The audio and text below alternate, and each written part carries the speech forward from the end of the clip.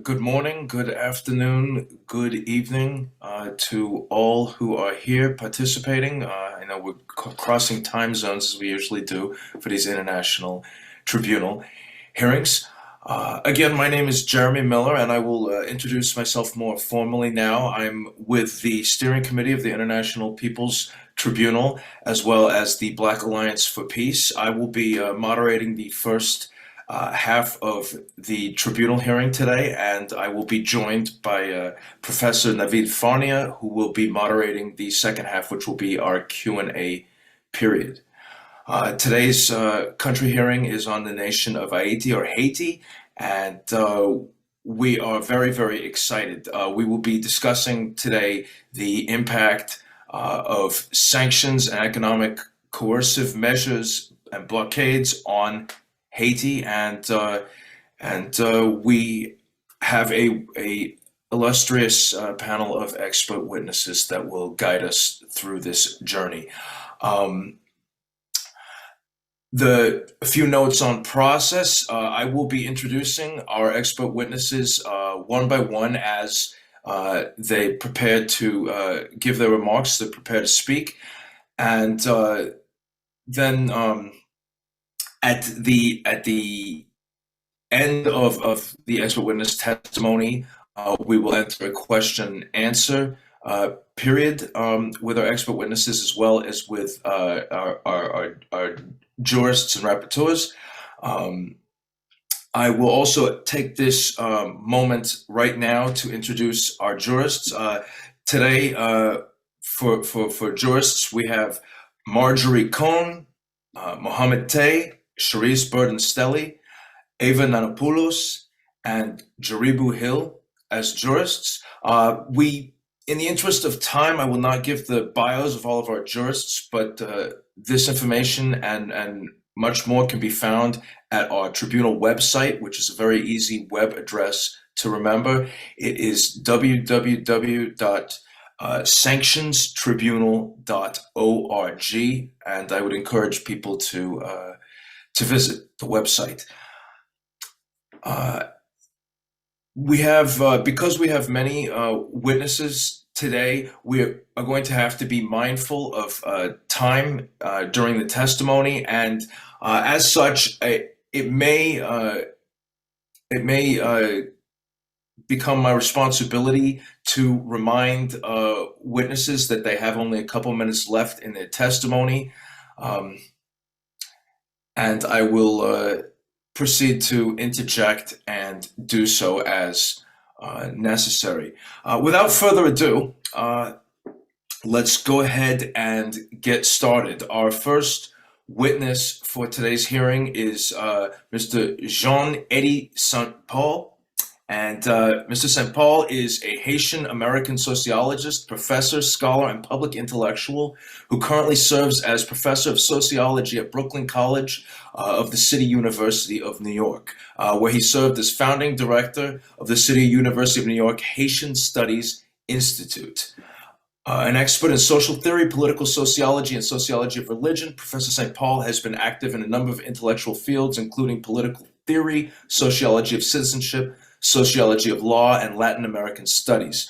Professor St. Paul, it is my great pleasure to welcome you to today's hearing. Good morning. Thank you so much for the invitation to serve as a witness at the International People Tribunal on U.S. imperialisms, sanctions, blockades, and an economic coercive measure that the West, and more particularly the US and France, have imposed on my country of birth since the very inception of the nation state of Haiti. Those sanctions and blockades have greatly contributed to undermine Haiti sovereignty as an independent nation state. Before moving forward, I wanted to underscore that I'm here today because of my ancestor. I am my ancestor keepers. I am here in representation of Jean-Jacques Dessalines, the founding father of the Empire of Haiti. I am here because of my great mother Idovia, because of my mother Bernadette, and all the women warriors who fought hard to liberate Haiti from her oppressor. I am here in representation of all the Haitian women that have been kidnapped and raped, all the children that cannot go to school because gangsters sponsored by the Haitian ruling class have displaced them. At the moment of speaking in Haiti, thousands of children, teenagers, and young adults, men and women are homeless because of the gangsterization of the state by armed groups who are operating in Haiti with the guns that are supplied by the United States of America. Small and big gangsters who are operating in Haiti with the complicity of the US government. Secondly, in my testimony, I will not use the term Haiti according to the English terminology. Haiti is the name of the country that gave birth to me. I will refer to Haiti only when I'm quoting the idea of others. But every time I will be referring to my country of birth, I will use the term Haiti, which is the proper name of the country. On Wednesday, May 12, 2021, less than 1 month before the assassination of the president of Haiti, Mr. Jovenel Moïse, the U.S. House Foreign Affairs Committee, under the leadership of Congressman Gregory Weldon Meeks, a Democrat from New York, organized a hearing on Haiti. During that hearing, Congresswoman Susan White, a Democrat who represents the Commonwealth of Pennsylvania, questioned the morality of the payment that the Haitian government under the presidency of Jean-Pierre Boyer had to pay to the French government for reparation of former French colonizer. Congresswoman White asked her colleague the following question: what is the impact of those payments on Haiti development? For Congresswoman White, it was immoral that France forced Haiti to pay the huge amount of 150,000 francs, which is now estimated at $21 to $37 billion. For Congresswoman White, US politicians should put pressure on the French government to provide reparation to the people of Haiti. I do agree with Congresswoman White. However, here in the United States of America and worldwide, little is known about the blockades and sanctions that the government of the US has imposed on Haiti long before France ransomed the people of Haiti. So, and let's go back directly to those sanctions that the US has imposed on Haiti. So let's go first. For instance, it was since 1804, 1805 when Haiti got its independence. So we will see from the presidency of Thomas Jefferson to the current presidency of Joe Biden, Haiti has recurrently been a victim of Western imperialism. An imperialism coupled with neoliberalism that has been actively denigrating and dehumanizing Black and more particularly Haitian at the moral, spiritual, political, and economic level. Slavery and Western imperialism has prevented the people of Haiti from having access to a qualitative education required for their moral, spiritual, political, and economic development.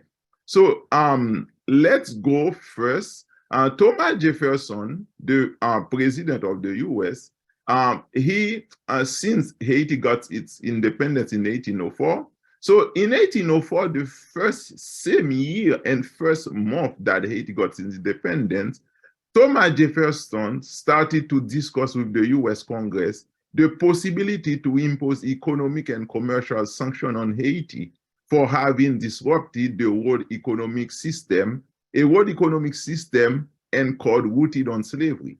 It is important to bear in mind that President Jefferson was a slaveholder and a white planter. Therefore, slavery for him was part of his natural business.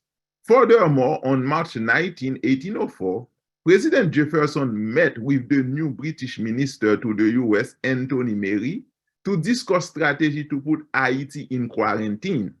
So, in the history of Western modernity, Haiti was treated as if it was a virus that should be prevented from developing and making progress.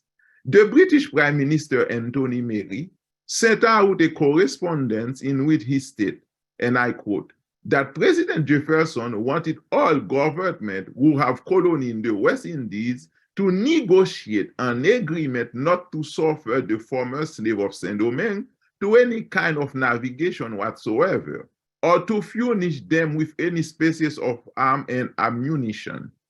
Then, in October 1804, President Jefferson met with Secretary of Commerce Trade John Quincy Adams to discuss the possibility of imposing a commercial blockade on Haiti.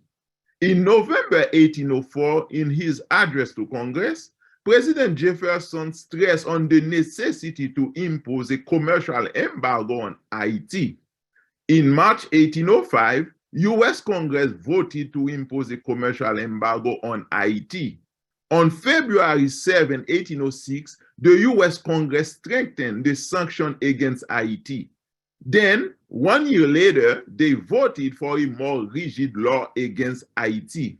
During those debates in Congress, some congressmen used racist epithet to refer to Haiti. So when we are talking about sanction, we have to take into account the Jeffersonian policy toward Haiti. But also we have to consider the first US occupation in Haiti. In the card of the Monroe Doctrine, the US invaded and occupied Haiti between 1915 and to 1934. So between 1915 to 1934, one of the first moves of the US was to go straight to the National Bank of Haiti, and they took by force the gold reserve of Haiti. And that gold reserve of Haiti has been used to develop and strengthen Wall Street here in the United States of America. So when we are talking about sanction, we have to consider the negative impact of the US occupation of Haiti, a US occupation that has been very negative for the life of the people of Haiti. So during the first occupation, the Americans, they treated Haitians as Negro slaves. According to the testimony of Haitian President Sucre d'Artignac, the Americans did whatever they wanted in Haiti. They were ready to give order to everyone, even on topics in which they were incompetent. The US State Department, in a recent document released about the first occupation of Haiti between 1915 and 1934, they stated, and I'm quoting them, some of the gendarmerie more unpopular policy included racial segregation, press censorship, and forced labor. In conclusion, I wanted to underscore that US and Western imperialism has negatively affected the political history of Haiti. Because that history has been shaped by colonialism and imperialisms that are current ideological superstructure that continue to negatively shape the contour of everything in both Haiti and the diaspora. For example, currently in Haiti, the state technically doesn't exist. The Haitian state has been vassalized by the international community under the leadership of the core group. Armed gangs are making impossible the daily life of Haitians living in the country. In 1986, the CIA, that is the Central Intelligence Agency, they wrote a secret document on the political transition in Haiti during the military regime of General Henri Nafi. In this document that was partially declassified on February 26, 2013, the CIA said, and I'm quoting them, Haiti is not a producer of military equipment and depends on foreign sources to equip its security forces.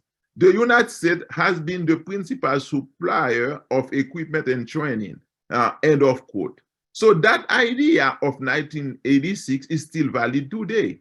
At the moment of this testimony, Haiti does not manufacture guns, as I point out in my publication on public intellectualism. However, according to data provided by the Center of American Progress, 99% of crime guns recovered in Haiti originated in the US. Today, the same trend is going on. Illegal guns continue to kill the people of Haiti. Those guns came from the United States of America. Those guns have served to police the black body of Haitian, a country that officially is under US armed embargo.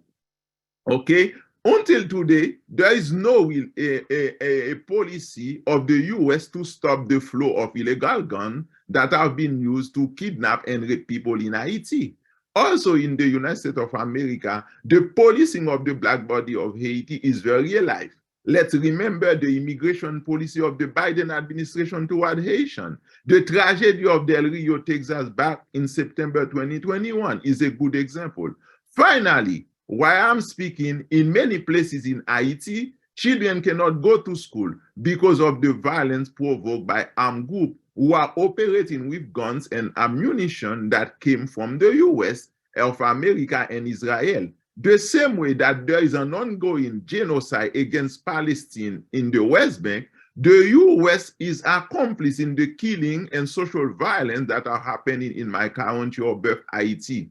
The US, through the core group, has created the condition to transform Haiti into chaos, and so that Haitians can abandon their land, a land that is highly coveted by US politicians and elites. Western imperialism in Haiti has dire consequences for both Haitians living in the island and in the diaspora. Imperialism affects us politically, economically, socially, and emotionally. The state of Haiti has been gangsterized with guns coming mainly from the US. So Haitians are hostage in their own land. But also it affects us in the diaspora. We are those who send money to pay for ransom to rescue our brother and sister who have been kidnapped. We in the diaspora, we cannot travel to Haiti to spend time with our family and to enjoy our country, while the white foreigner has no problem traveling and enjoying the land that our ancestors fought hard to leave us. They are buying land in Haiti, and the US and Canada are currently pushing for changing the Haitian constitution. So there won't be the need for any president to have the approval of the US Congress to approve signing international contract regarding the natural resources in the country. US imperialism has affected us mentally, both in Haiti and in the diaspora. While I'm speaking, there is an exponential increase of Haitians dealing with mental health. Imperialism is evil, and we need to fight to dismantle its foundation. Thank you so much.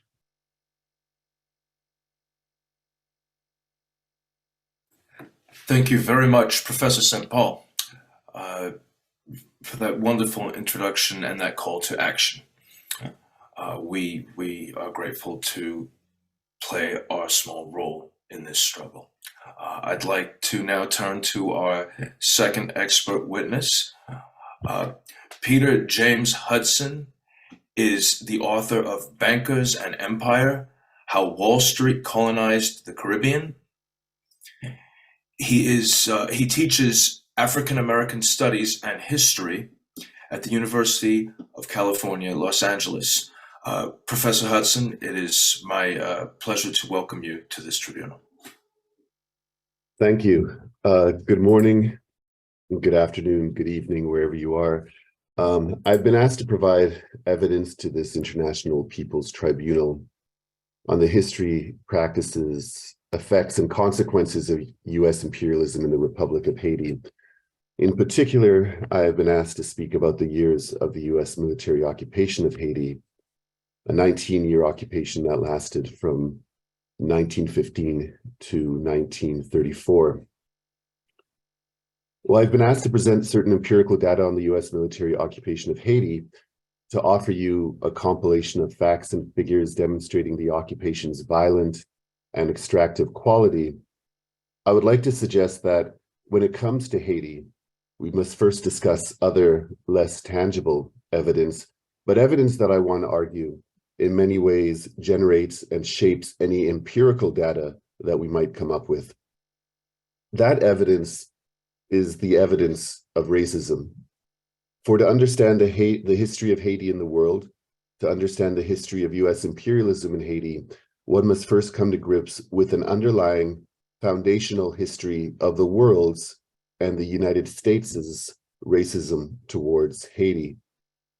But what is this racism and where does it come from?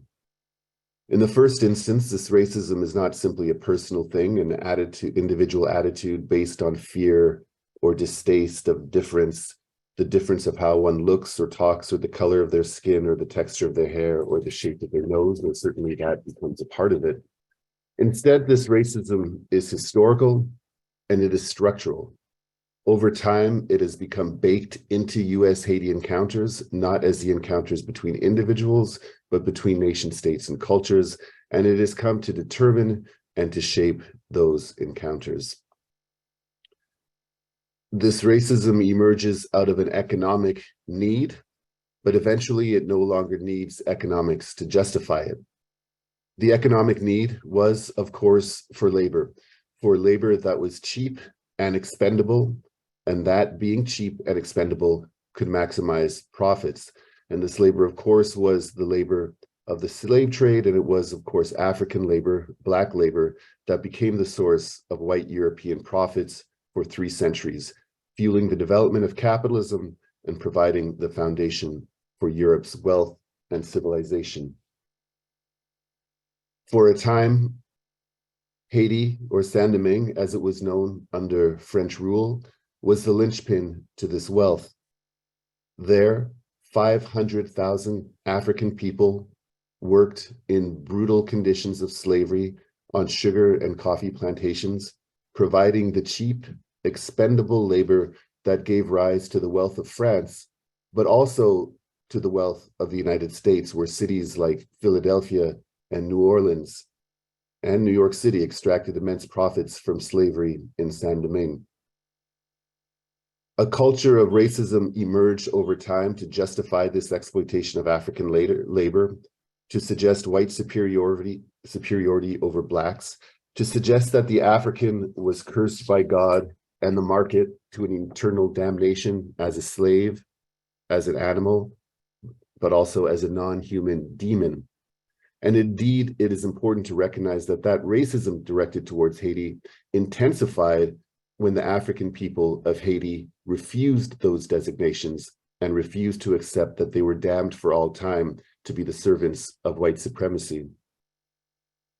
In 1791, the African people of Saint-Domingue rose up against slavery, eventually by 1804, destroying the plantation system, annihilating the source of European profit, and shocking the system of white supremacy that had emerged around it. This revolt sent shockwaves around the world, threatening the slaveholding colonies and the white supremacist countries throughout the Americas, and intensifying the fear of Africans, the fear of Black sovereignty, the hatred of Africans, the hatred of Black sovereignty.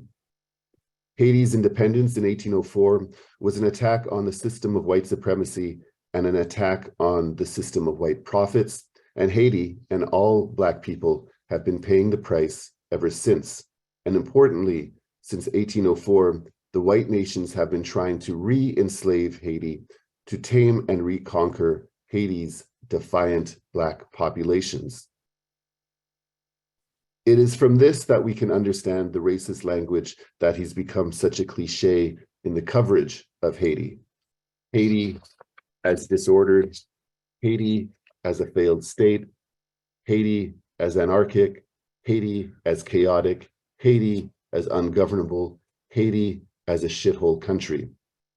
These designations have their origins in the 19th century in the white reaction to the Haitian Revolution. But these designations were also used to justify US economic and military expansion in Haiti, and they both justified and shaped the terms of the first US military occupation of Haiti. What was the US military occupation of Haiti, or at least the first military occupation of Haiti? It lasted, as I said, from 1915 to 1934.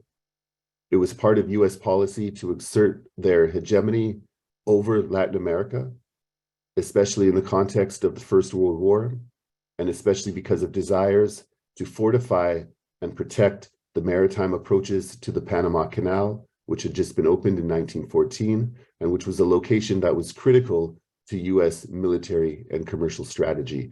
All of US trade and all of US military operations were based on the strategic presence of the Panama Canal. And Haiti in the Caribbean Sea was crucial to maintaining that bulwark. The occupation was justified by policymakers on the grounds that Haiti was chaotic and ungovernable, and it needed a strong, wise, paternalistic force to calm it down and to lead it. The US was the parent, Haiti was a child. During the first occupation, the US rewrote the Haitian Constitution and installed a puppet president. The US imposed press censorship and martial law and brought Jim Crow policies and forced labor to the island. The US initiated what they described as a pacification campaign against those Haitian militants engaged in armed struggle to protect the republic's sovereignty. The US military dropped bombs and burned villages, tortured and murdered peasants, and hunted rebel bandits, as they were called, for sport. Tens of thousands of Haitians were murdered. We do not know the exact number to this day. It is also important to remember, however, that the military occupation was not merely the action of the US state, it was the action of US capital, of Wall Street, of, in particular, the National City Bank of New York, today's Citigroup. Citigroup has never been held accountable for their role in the US occupation of Haiti. Indeed, it was the Citibank that pressured the State Department to land troops, even drawing up a plan through which occupation would occur. This plan was called the Farnham Plan, and it was named after a Citibank vice president named Roger Leslie Farnham.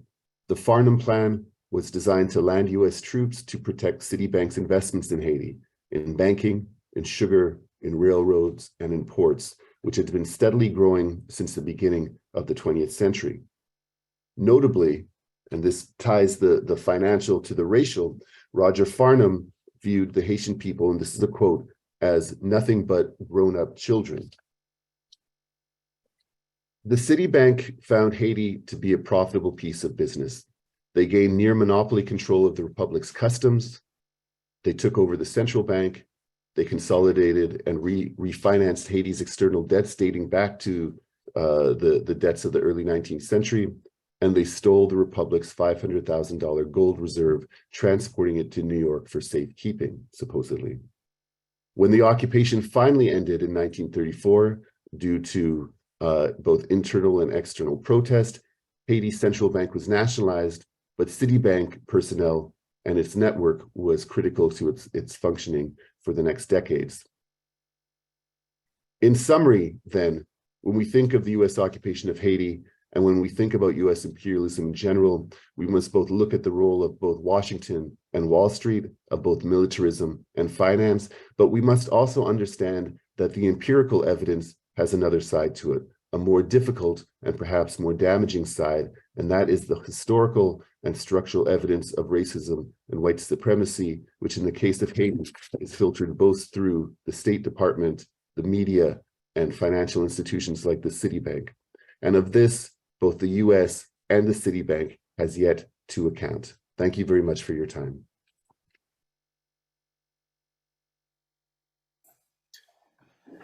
Thank you very much, Professor Hudson.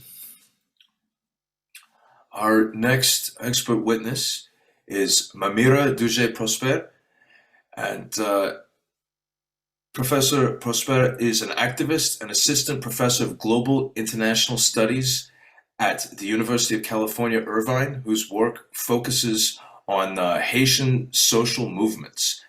As an international coordinator of the Pan-African Solidarity Network Community Movement Builders, she works to amplify the struggles of the people of Haiti.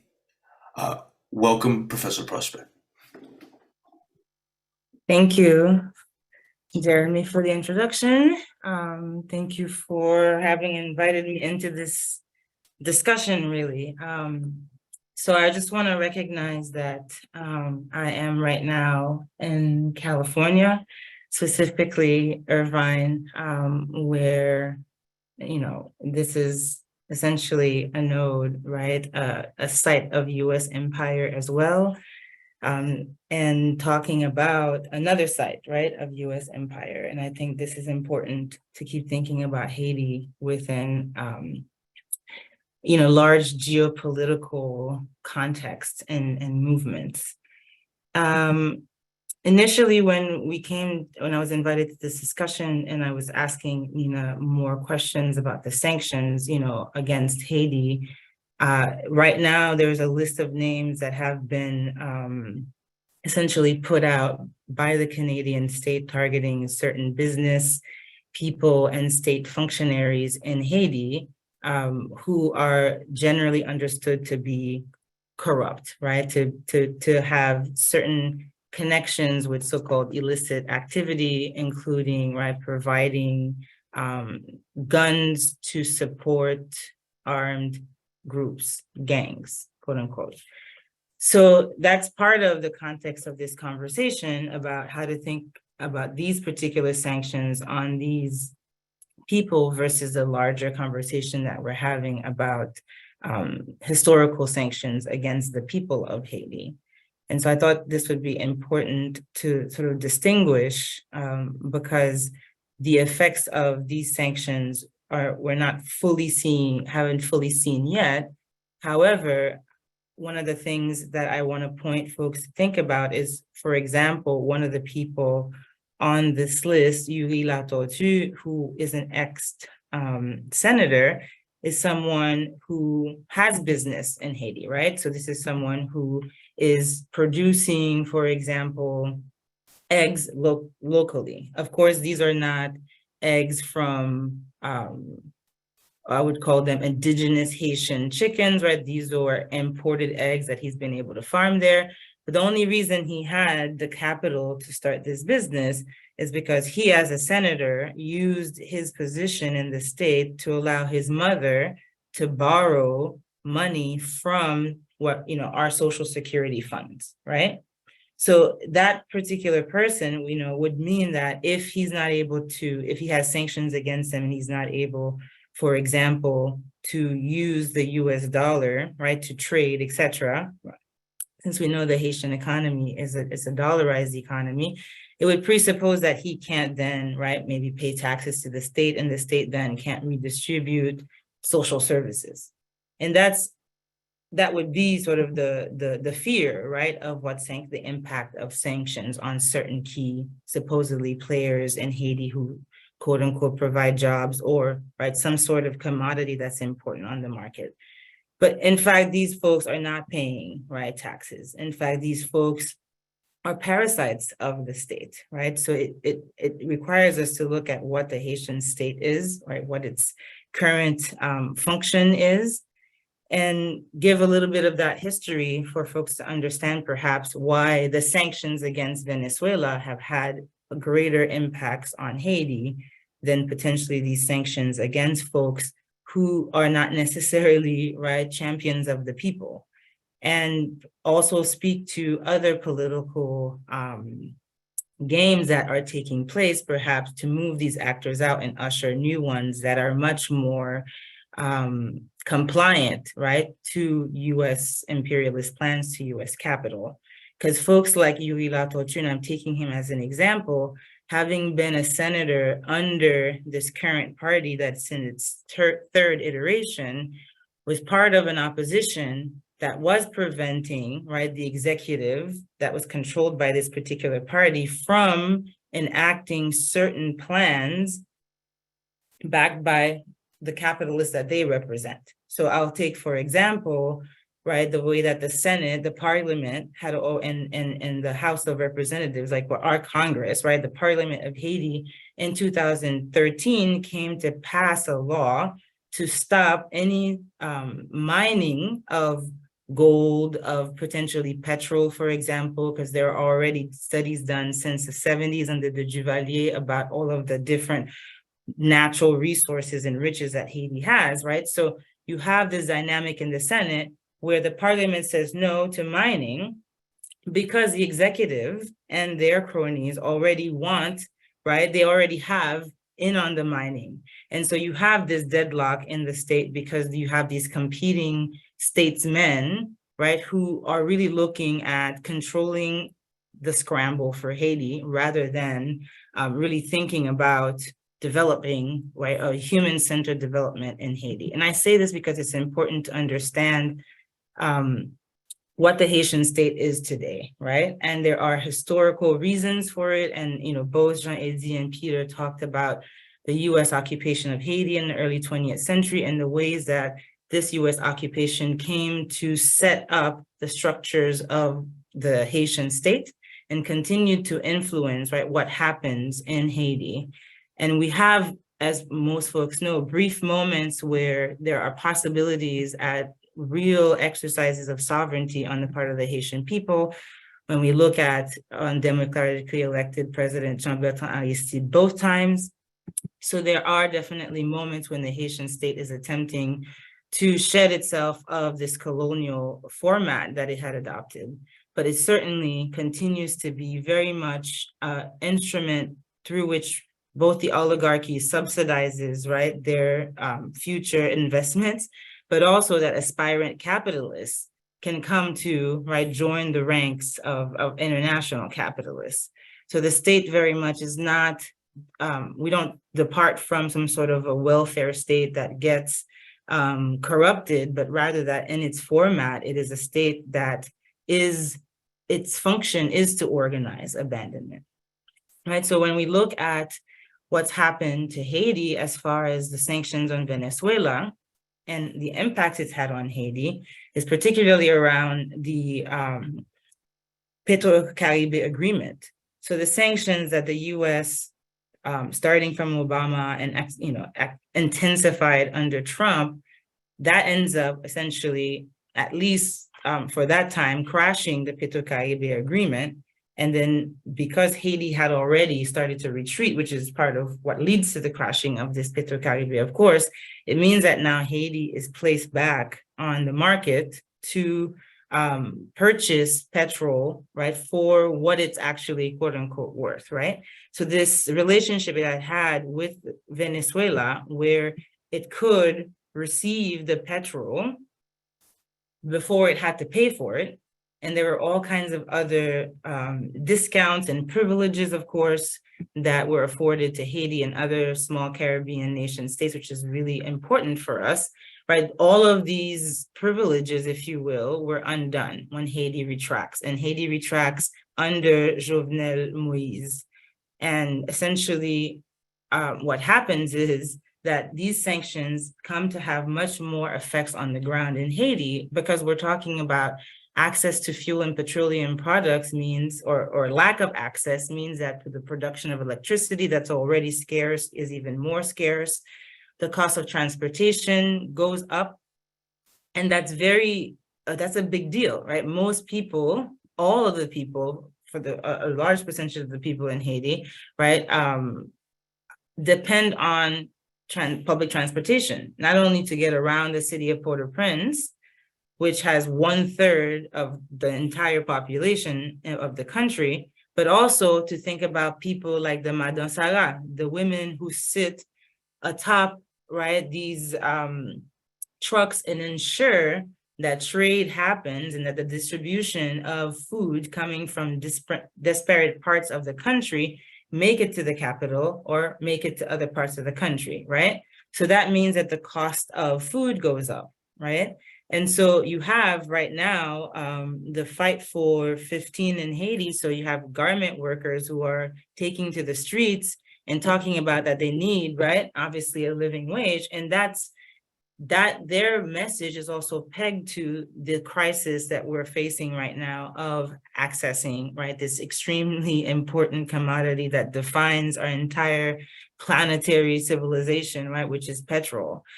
And so this is important to think about, right, in terms of how life is on the ground. So up until I was in Haiti in March, and I'm sure that Sabine can speak to that. She lives in Haiti and she speaks next. Right, I was buying gasoline from a little gallon in front of, right, an actual gas station.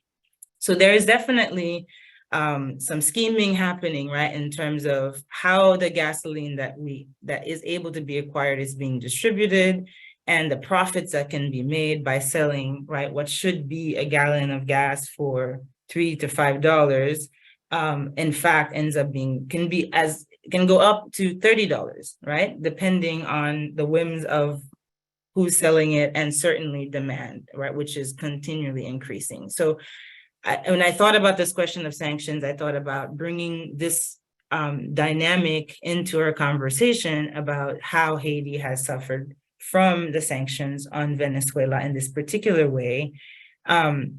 And the merchant capitalists who used to use the state to subsidize their investments, right, to be able to buy the gasoline, don't have sufficient capital to purchase it on the market. And you know, it would be interesting to hear from local economists too about, you know, the dynamics of that, and maybe that's for a future conversation. And I just wanted to say that, you know, you have the Petro-Caribe coming to be signed in 2008 under Préval, who's also a complicated character who starts out with Aristide and ends up taking some hard positions against him and splitting. But he does, right, this dance with the different powers, with the US, but he also is signing connections with Cuba and bringing Cuban doctors to Haiti, and he signs the Petro-Caribe. And that year that he signs the Petro-Caribe is also the year that the United States completed the construction of its largest embassy in Port-au-Prince, and this is the largest embassy in the Western Hemisphere. Another large one, for example, like it, is located in places like, right, Baghdad. So just to think about the importance of Haiti and the geopolitical dynamics of the region specifically, but certainly if you think about it at the scale of the world, the planet. So I'm not sure where I am on time. I should look at the chat, but I wanted to speak a little bit more about this dynamic and what the Haitian state is and the ways that the Haitian state continues to really operate in the ways that the US occupation had set it up to operate, right? And You know, it's you're not okay on because time. I'm okay, great. It's not because the Haitian state had always been sort of a stable category. It's not stable anywhere. There's always been this struggle between a bourgeois plantation export-oriented agenda against a small peasant family-oriented practice of land stewardship and agricultural production, right? The difference in the 20th century is the aggression of the US in taking over Haiti, its initial desire for an occupation for the members of the elite, right? There is this complicity by certain individual singular actors or families, right, to continue to keep Haiti in this position of the colony, in this position of providing raw resources and cheap labor, you know, for US capital. So again, you already see in this moment that the US starts to appoint the heads of state, right? So we're going to continue to see this pattern aside from, right, a brief moment between the return of Aristide deposed and the second time he's deposed, right? That there's a brief moment that there's a semblance of sovereignty where even elections are being organized locally. So right, think about what it means for the United States to be involved in organizing your election, right? You're already lost the sovereignty piece here, right? And the US is intimately involved in making sure the elections sway in the direction that they prefer, right? So you already see that this sort of indirect way of controlling, right, the results, right, is something that was much more aggressive at the beginning of the 20th century. So the US is also developing its technology of control, right, and how to be able to implement this control. So you see also that there is this continual, the Haitian people are not choosing their heads of state, the Haitian people are not choosing their model of development. And instead you see these people who are being appointed are essentially using the state to enrich themselves personally via, right, some of the discussion that already came up here through these loans that were being provided to so-called develop Haiti. And instead you have them using the state for their own benefits, right? This is the context in which the Duvalier dictatorship emerges. People talk all the time about, and Trouillot has a wonderful text, Nation Against State, and where he talks about the contestation of the Duvalier elections, right? That the Duvalier regime was very much in bed with the United States, so-called hunting communists. My father personally was what folks call a Camoquin, who was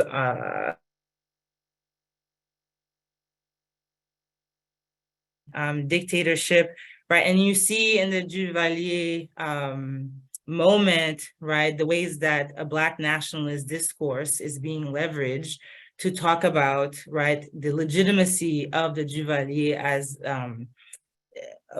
folks who decided that they would embody the nation, right? That they were the ones representing the Haitian people.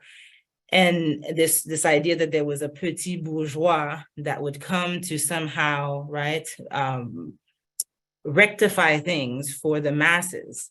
And there's this idea that these Black nationalists are aligned with the working people, the peasants, but rather what we see is against this discourse, right, we see actual dictatorship. We see that the same patterns, right, the same ways that US Marines under the occupation who came from Jim Crow South, and the ways that they were in the countryside, right, lord and senior, and could do whatever they wanted, right, including killing, including raping, taking the land, that same type of practice continued, right? This white supremacist practice that was clear when it was in the hands of white US Marines now came to be something that, right, specific, and I'll say, right, men, right, had come to use the same type of domination, right, against the peasants. And to do what, right? Yes, for power. I'm sure that it feels good, right, on an individual basis, but they were doing certain things like ensuring that people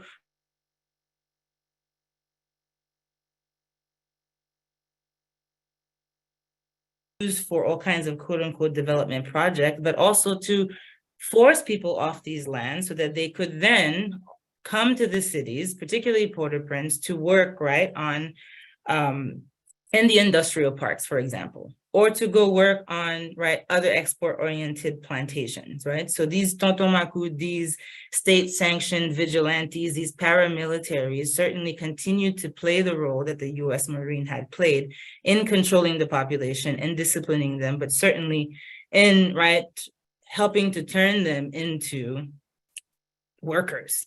So this is an important piece. And this is also to dismantle, right, what I was talking about before, this peasant family-oriented practice of land stewardship. It's not about how do you maximize the productivity of the land necessarily, right? It's another form of thinking about food production, right? And thinking about our connection to the land. And this is part of the vision that Haitians who organized the revolution had about what Haiti could be, something that isn't subjected to, right, the capitalist desire to continually accumulate, but rather to center people. Professor Prosper, we have 2 minutes left. 2 minutes. And so I say all of this to say that we can see how the Haitian state today and the ways that the person who heads it has been appointed, right, does not reflect any sort of popular agenda, that when we see this and that the US sees that this is sufficient, right, as a sign of democracy and can continue to deal with this character, it's not unlike what it's always done historically in terms of its relationship to the Haitian state and the hand that it had in creating this Haitian state. I do want to say that the Duvalier moment is going to allow for the undoing of a certain class of elites, a traditional class of elites, the quote unquote mulattoes, who had benefited too long from color privilege in Haiti, But this state is also going to facilitate the emergence of a new class of elites coming from other nodes of US empire, in this case, the Levant, what Haitians call, right, the Syro-Lebanese folks, and oligarch families like the Aped family, who control the first industrial park that was built in the 1970s in Port-au-Prince, came to have a seat at the table under the Duvalier. And you see that this family, and then not just them, but several different ones, are repeatedly part of the story of undermining democracy. And the reason I bring up Aped is because this is a key actor in terms of a lot of the things that happen on the ground in Haiti. He controls the industrial park. He now has tens of thousands of acres of agricultural land that was decreed to him.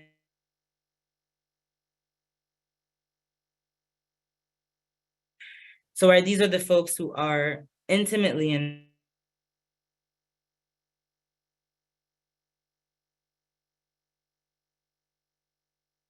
doing things, right, and how to be. So I could say plenty more, but I'll stop there in terms of my reflections.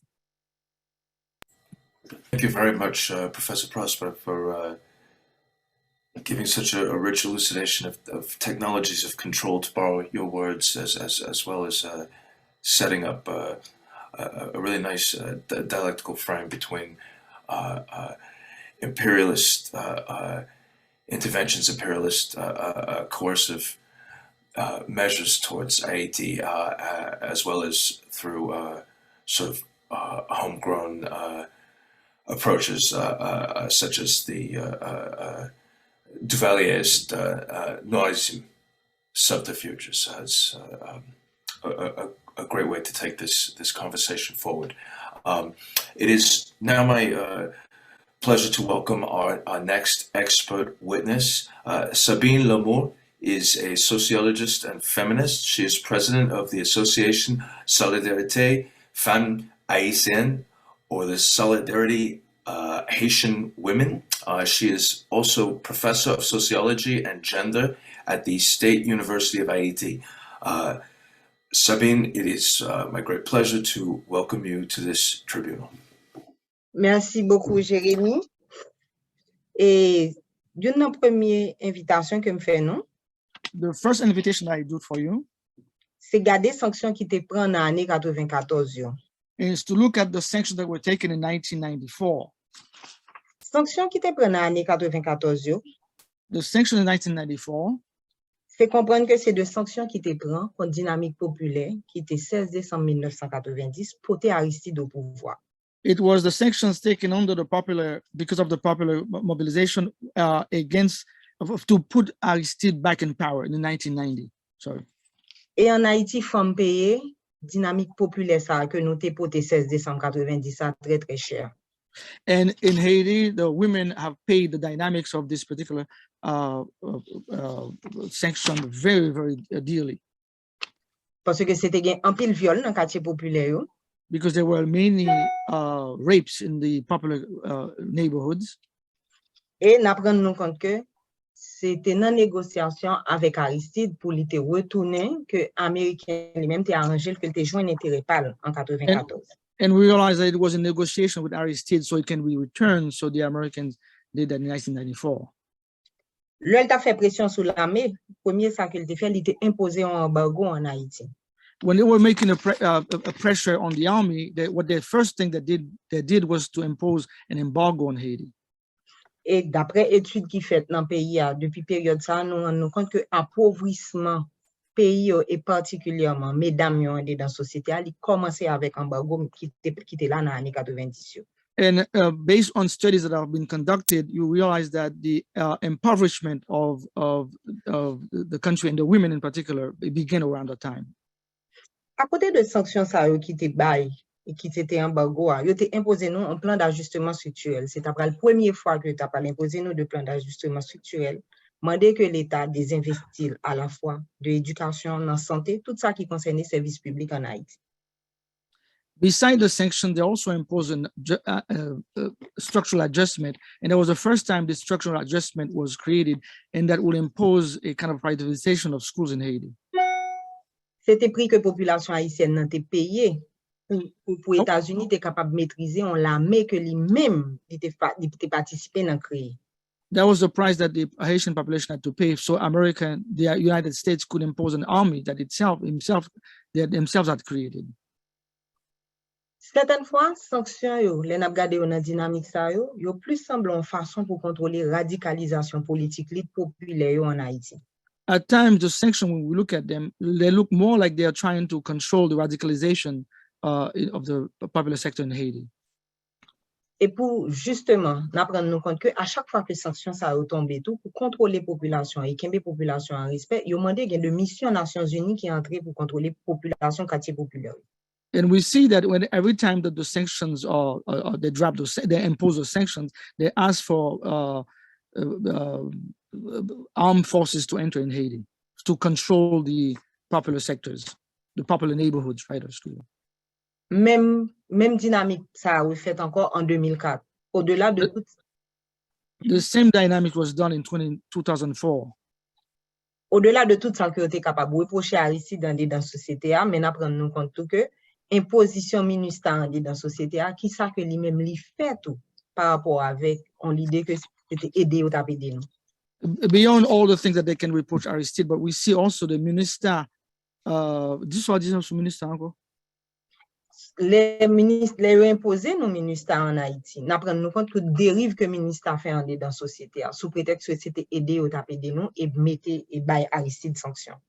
When they imposed the minister, we realized that the kind of infractions that were done by minister, although they had claimed that the pretext was to put sanctions on Aristide. Parce que en même temps que lutte la radicalisée gain de dynamique politique qu'a fait dans la société, on apprend nous compte que dynamique populaire a mettre sous côté pour permettre de l'autre agent émerger. C'est dans dynamique ça que 184 par l'émerger par exemple. And in the dynamic to OK, c'est dans même dynamique ça que y a mettre Aristide sous côté sous prétexte que Aristide gain de bagaille que le fait qui pas bien. Effectivement, tu gain de bagaille qui te gain en pile dérive dans période. It is based on the claim that they are doing that too, because Aristide had done other things that was not disapproved, that they disapprove of. Okay. Mais n'apprendre nous compte que Aristide introduit un don qui c'est question réparation et restitution contre la France pendant la période là. We realized that Aristide introduced a term that to ask for restitution or against from France during that period. Et par ailleurs tout, ils imposé nos ministères tout qui viennent en force. And yet and also imposed a minister that became a force. Et force ça sont forces que fait un pays du sud qui c'est un allié qui est capable un allié politique pour nous porter qui c'était le Brésil à l'époque avec Lula. And this force is one that did with a country in the south, that is an allied country, a country like Brazil and Venezuela. C'est-à-dire, il y a un premier espace côté que Brésil a prendre faire force impérialiste, c'est sur Haïti. So the first place where Brazil displayed its imperialist force was in Haiti. Nous prenons compte 2010 avec ces là, les séismes là fin passé, même scénario ça a reproduit encore.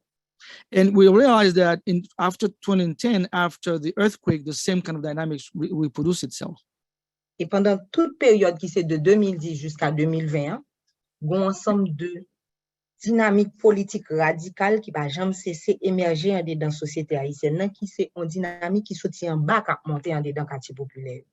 And from 2010 to 2020, we realized that there is a particular dynamic that is emerging in the country, that is one that is coming from the bottom and going up in the society. C'est-à-dire, les nous des questions pétro-caribéennes qui viennent émerger en 2018, ça c'est juste en après que bon l'autre classe sociale qui rend compte que bon bagay là, faut nous dire un bagay sur lui. So when the Petro-Caribbean issue happened in 2018, it's because people realized that there is something else, Parce que depuis avant, que ce soit en 2010, il y a un de gourmet qui t'a fait contre ces hiérarchies dans la société. Since 2010, there was a lot of struggle that was going against. So this CLs qui ça? CIRH, c'était PIRH, c'était institution qui était venue et que Clinton a créé de toutes pièces pour être capable de contrôler elle après séisme 2010. CIRH is the institution that Clinton created after the earthquake in 2010 earthquake. Et depuis le ça tout gon mise sous tutelle qui commençait en dedans société qui pour l'autre forme qui va le faire que sans sanction à blocage pas même en dedans société ça encore. And since that time, there's a kind of tutelary rule, or kind of a tutoring, so to speak, that takes place in the society. Il y a un autre élément qui vient parce que c'est contrôle dynamique électorale en Haïti qui peut faire que pas gain aucune dynamique interne qui est capable de contrôler ce qui va passer dans l'élection en Haïti. And the other one was also electoral, the dynamics of electoral, that is to make sure that, well, on ça passer ou parler vite toujours, parce qu'on aime pas en Haïti, pas qu'on dynamique là trop bien. Ouais, Okay. et puis Vous voulez, moi ka ba au coup de main, oui? mais oui, allez prendre pour moi. OK, Sabine. On est parti. OK. Vous prendre pour moi dernier sorti. OK, ça qui dans période qui c'est période 2010 ça n'a prendre nous compte que nous pas jamais nous contenter dans pays depuis 2010 une dynamique populaire qui a goumé contre PHTK qui c'est un paradigme politique que aux États-Unis avec corps groupe ou ensemble de l'autre pays impérialiste imposé en Haïti. So since 2010, there has been a popular struggle against the current party in power, parti PHTK, parti haïtien tête calée, and that's part of what marks the last 10 years of what's been happening in Haiti, and it's really the continuation of this 2004 moment when the core group came to be a part of how the space is controlled, and Sabine m'a pas ajouté about what the core group is essentially a council, if you will, that oversees all functioning in Haiti, and it includes the US, Canada, Brazil, Spain, Germany, the Organization of American States, and the UN. And all of these folks essentially operate out of the US Embassy and dictate to the Haitian state. Yon nan pi go forme sanction qui gagne, c'est empêcher à chaque fois que yon nan groupe qui était plus actif dans côté dynamique populaire, côté lutte sociale dans pays dans période ça c'était ouvrier yo. Yo pas en pile, mais quand même yo était côté dynamique ça et mandé que gagne un ajustement de salaire. Yo fait presque toute année qui sorti de 2010 à 2020 à goumé comme ça. And so one of the things that Sabine is highlighting for us is especially the class of workers, garment industry workers, who have been particularly touched and affected by the rise of the PHTK and have been demanding an adjustment of living wages this past decade between 2010 and 2020 on. Et dans lutte ça yo k'ap posé n'a prendre nous compte que gon ensemble de l'autre problème k'ap posé par rapport avec la vie chère tout k'ap augmenté en dedans société hein. And so this struggle really represents some of the other problems, or the problems that are traversing Haiti right now, which is the high cost of living. Mais coût la vie ça k'ap augmenté à tout lié avec de petits diffets volants, par contre comment traduire ça. Que international la fédère à chaque fois que l'État désengagé dans l'éducation, que l'État désengagé dans le gaz, que l'État désengagé dans ensemble dynamique qui te continue avec plan d'ajustement structurel yo qui te commencé en 94 yo continue dans l'année 2010 yo. This cost of living is a direct result of the state abandoning its function in providing social services. And this is a continuation of the structural adjustment plan that was imposed since 1994 and got intensified in the post-2010 moment. Et nous capables de dire dans période ça, c'est pas sanction yo prend contre politique yo en Haïti, c'est sanction yo prend contre nous directement population.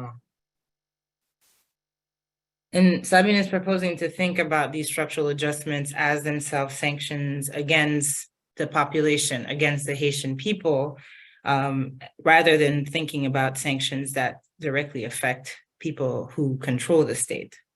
Yon nan pi go goumen qui fait contre population en période ça, c'est mettre ciment sous tout espace qui kon bay manger, tant kou plein mariba ou caracol tout côté ça dans pays.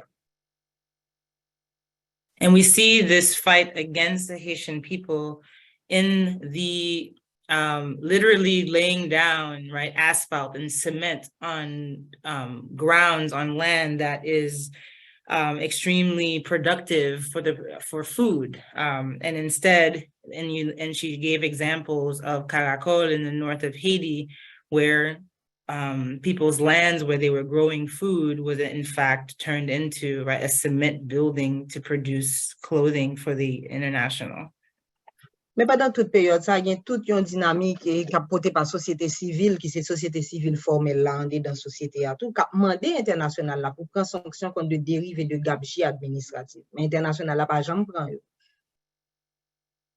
And during that period, there are civil society, organizations who are formally recognized as part of civil society, who were demanding that the international take sanctions against certain key corrupt statesmen and business people. Et c'est dans la dynamique ça que question est radicalisée effectivement, lié avec question 12 janvier, lié avec question et la vie chère qui augmente, et puis question 2018 pour le paraître, et puis roumain sous question pétro-caribéa pour le chita dans la société. And so Sabine is describing, right, different dynamics on the ground in terms of how we might think about the popular demands or demands coming out of the working class, the jobless poor versus, right, this civil society that's more formalized and occupied by petty bourgeois, right, who had been asking for sanctions. And this dynamic is going to become more radicalized over time, especially after the 2010, when folks started asking questions about where the reconstruction money had gone, leading up to this 2018 moment when the Petro-Caribe movement really explodes and expands and comes to include members of the popular class. And as Sabine was saying earlier, a segment of the petty bourgeois that became radicalized throughout this decade of the PHTK being in power. Nous sommes capables de dire que automatiquement que question mouvement Petro-Caribe a commencé à imposer effectivement dans la société, phénomène kidnapping qui était là en 2004, les radicalisation lutte populaire reprend encore dans la société. And we're going to see a direct link between the Petro-Caribe movement and how it had touched different segments of the society that was organizing and thinking together and radicalizing, and that the kidnapping is a direct response to these movements and their potential to really question the entire system. And this kidnapping, and we had seen already beginnings of it in the 2004 moment, it becomes really a tool used by the powers that be, right, to push back against this cross-class popular moment. Automatiquement, tout que question kidnapping n'a augmenté tout, n'a prendre nous compte que capital haïtien n'a pas encerclé avec gang tout qui a imposé terreur li en dedans espace. And so we see these kidnappings rising, and they are direct result of these gangs, these armed groups that have essentially enclosed the capital. Et nous prenons nous compte tout que ça pas son l'autre forme de sanction que lié parce que faut que nous les sanctions à la fois ça cap tomber sous nous et ça ban nous. And so Sabine is saying to think about the sanctions not only as these economic, political sanctions, but in the ways that these policies that are taking place elsewhere come to bear on the everyday lives of Haitian people as sanctions as well. Sanctions ça yo fait premier ça yo fait, yo empêcher nos citoyens toute dynamique populaire qui t'a porté dans pays a li casser toute dynamique ça yo, insécurité a fait que ça yo pas gain place encore en dedans société. And so these sanctions have really prevented people from really participating fully as citizens. It has really broken the popular dynamic, right? This insecurity of the kidnappings has really paralyzed folks. Et ça vient faire tout que bon bon ennui dans la vie nous qui empêche que nous citoyens ou pas gain gaz ou pas gain l'hôpital ou pas gain courant ou obligé à bon charge mental quoi porter qui empêche qu'on dégage un espace mental pour réfléchir et demander l'État en ensemble de comptes. And so Sabine talks about the way that things have been manufactured, this current crisis, the situation where folks are really concerned about everyday life and how it's been affected by the shortage of gasoline and that they have no access, for example, to hospitals, that there is a psychological charge, right? There's a psychological cost also to these economic sanctions on the Haitian people. And again, thinking about Sabine talking about structural adjustment as sanctions, not necessarily the sanction by the state against statesmen and other business people, but structural adjustments as sanctions that have consequences on everyday life. And she says that, right, this psychological cost is going to prevent people from having the capacities, right, to meet and to think and to organize. Et ça vient rendre que l'espace social est répulsif, pas la vie sociale, pas la vie politique en dedans le pays, et la vie économique là fini tout.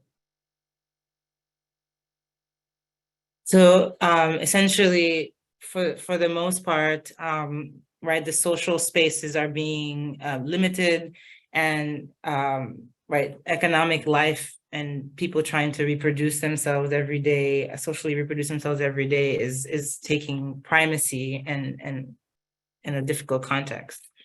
Pendant la même période, la société civile haïtienne a toujours demandé pour prendre sanctions contre dirigeants. Mais international a refusé prendre sanctions contre dirigeants pendant toute période. Que yo rendu compte que y a de liens avec de gangs, y a de liens dans le trafic monde, y a de liens dans le trafic et drogue. Tout ça qui c'est en économie interlope que y a contrôlé, mais y a refusé prendre sanctions contre eux. Qui ça qui va justifier que après on va prendre sanctions contre eux? And so Sabine says, right, since this 2010 to 2020 period, that the formal civil society, and we could talk about what she means specifically about this formal civil society, organizations that have status that's recognized by the state, sometimes taking the form of NGOs, certainly, that this formal civil society was asking for sanctions against specific states, people, by the international for a series of things, including links with the armed groups, the gangs, also the traffic of humans, of people, and also drug trafficking. And so Sabine is saying, right, what makes it that these past year and a half, right, has been the moment that finally the international is deciding to apply these sanctions that were being requested by, this petty bourgeois NGO-wide civil society. On nous regarde qui ça que sanction ça fait sous plan économique. Sous plan économique, il permet que exproprier haïtiens qui te gagne terre que tap travail et que yo bail de monde qui c'est de bourgeois, qui c'est de américains par ailleurs, qui pas nécessairement a joué de code que c'est haïtien mais qui gagne double nationalité qui a joué de code ça tout. And so Sabine talks about these sanctions and some of their effects that lead to the expropriation of land, the dispossession of people from their lands, and to be given to bourgeois in Haiti who often have dual citizenship, and where some of these sanctions may not come to bear on them. D'après ce que tu as expliqué plus partie ça, Sabine, en termes de moment ça. En termes de moment ça nous capable dire sous lui, c'est que nous prenons compte que en même temps que l'international a refusé pour des sanctions laissées en demande de société haïtienne qui m'a dit ça, parce qu'à un certain moment, on finit par rendre compte que question souveraineté à son amadou tranchant que li capable lié, l'air que ou pas gon dynamique cap porter lutte politique là franchement et qui capable trancher sous plan national. Toujours.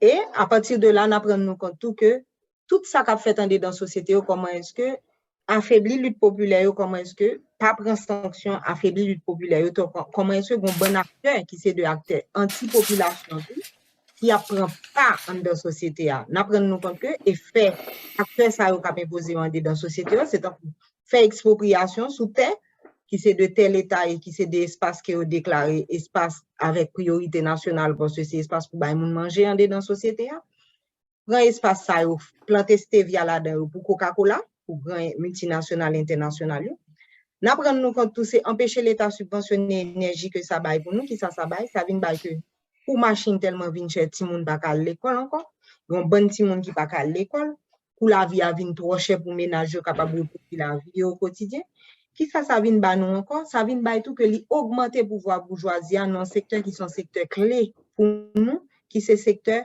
énergie a qui ça ba nous-mêmes moi-même comme militante féministe une bagaille que moi constater l'on fi pral l'hôpital ou pas la couche ou bien pas le fond césarienne faut chaque gallon gaz ou dehors pour porter l'hôpital là pour yo capable faire soit opération bien ça fait pour ça ba tout que gon manque de la cap circuler dans le pays à partir du moment que nous rendons compte que yo ma font pas côté par rapport à ça qui passé là konya n'a prendre nous compte que pas gain dollar en dans société mais c'est vrai automatiquement que pas de problème pour yo t'a faire mouvement dans la rue pour yo t'a craser bandi n'a prendre nous compte que dollar te circuler est-ce que c'est dollar kidnapping qui t'a circuler dans société qui est-ce qui a fait dollar ça a circulé qui rôle la banque qui rôle tout ensemble de compagnies qui gagnent en Haïti par rapport à question ça qui type de sanctions de ramification internationale qui type de sanctions qui capable qui t'est obligé pour un compte moun ça faire violation droit moun.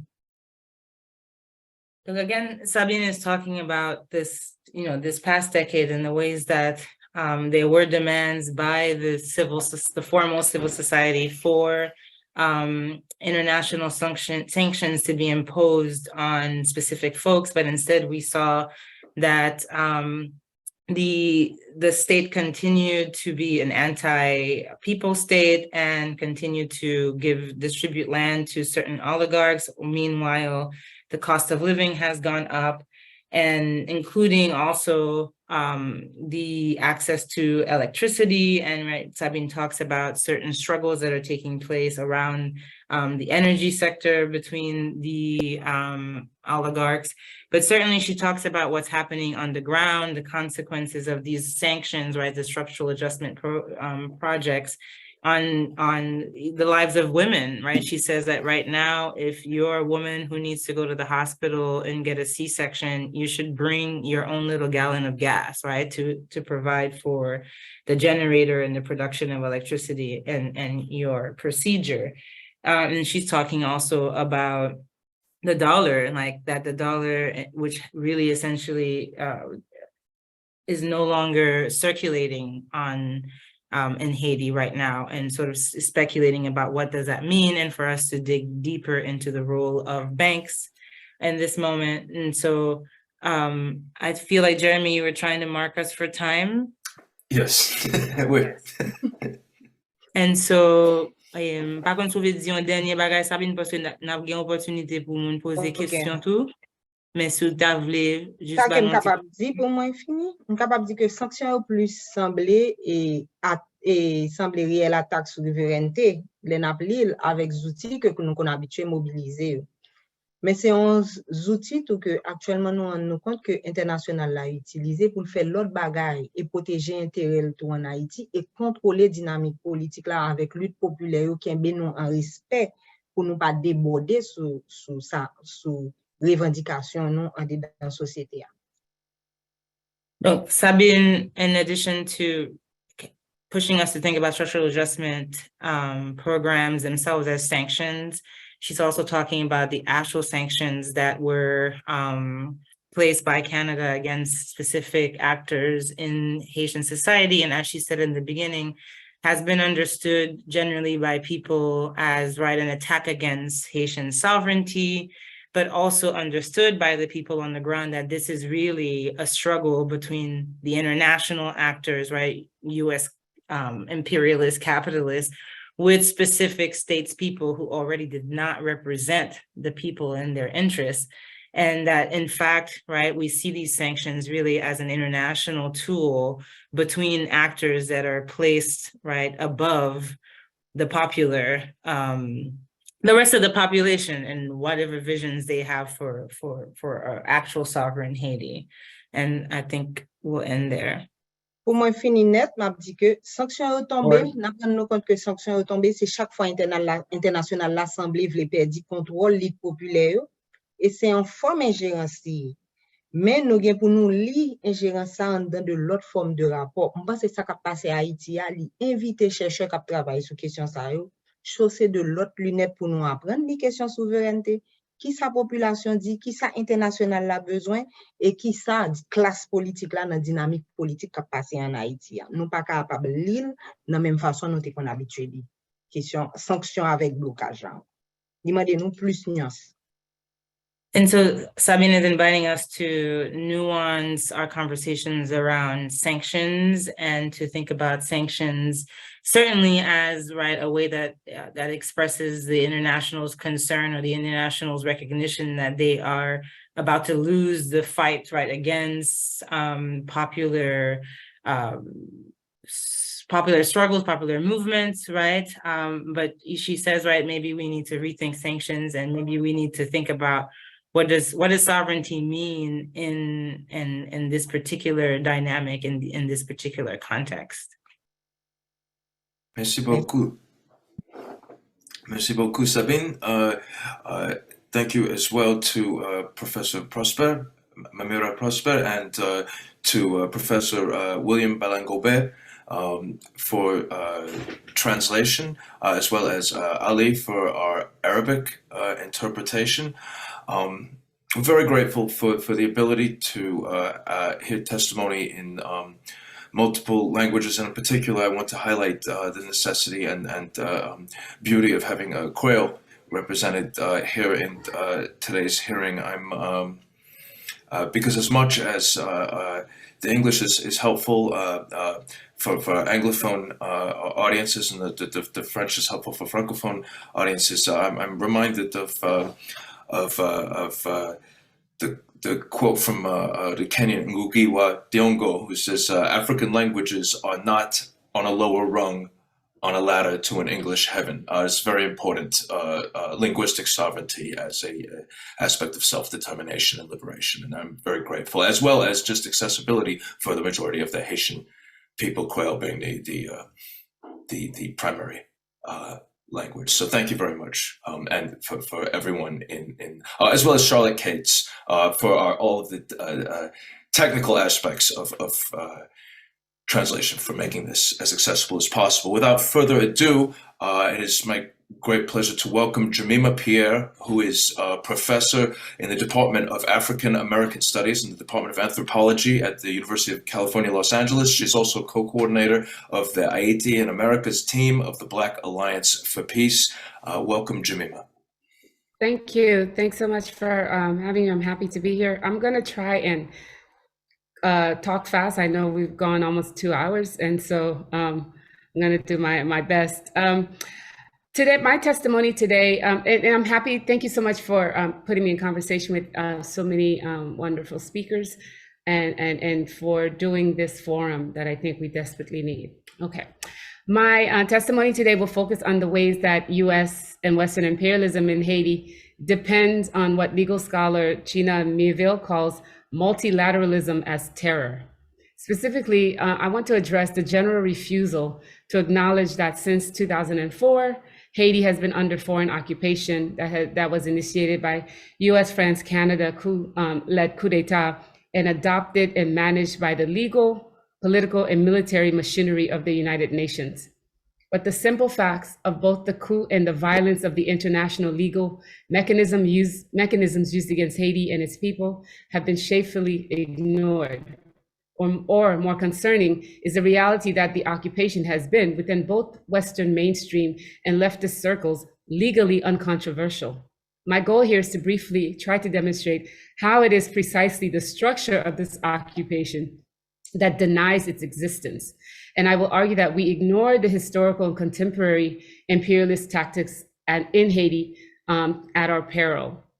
So, as a few of the earlier speakers have already said, Haiti lost its nominal sovereignty Again, in February 2004, its state has been dismantled and its government taken over by occupying foreign forces.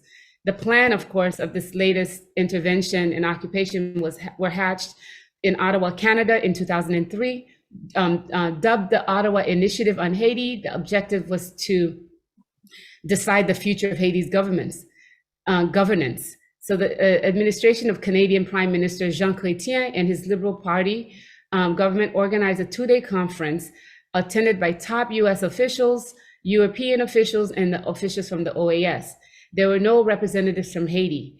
And the Canadian journalist Michel Vassell, who actually got wind of the secret meeting, reported that the discussion in Ottawa included, quote, the possibility of Aristide's departure and the need for potential trusteeship over Haiti, end quote.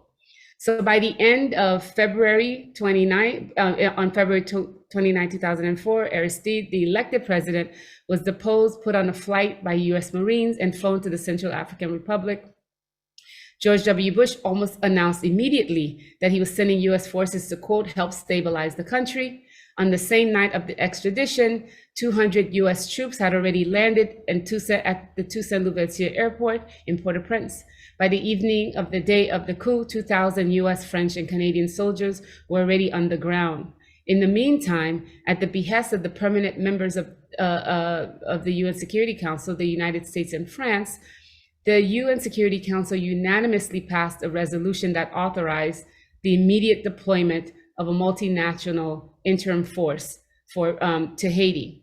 This was under Resolution 1529, passed under the Chapter 7 deployment of the UN Charter, which authorized the deployed UN military force to take all necessary measures to fulfill its mandate. So unlike a Chapter 6 resolution, which refers to peacekeeping missions where parties are in conflict, where the parties in conflict give their consent to the presence of foreign forces, Chapter 7 resolution demands no such consent.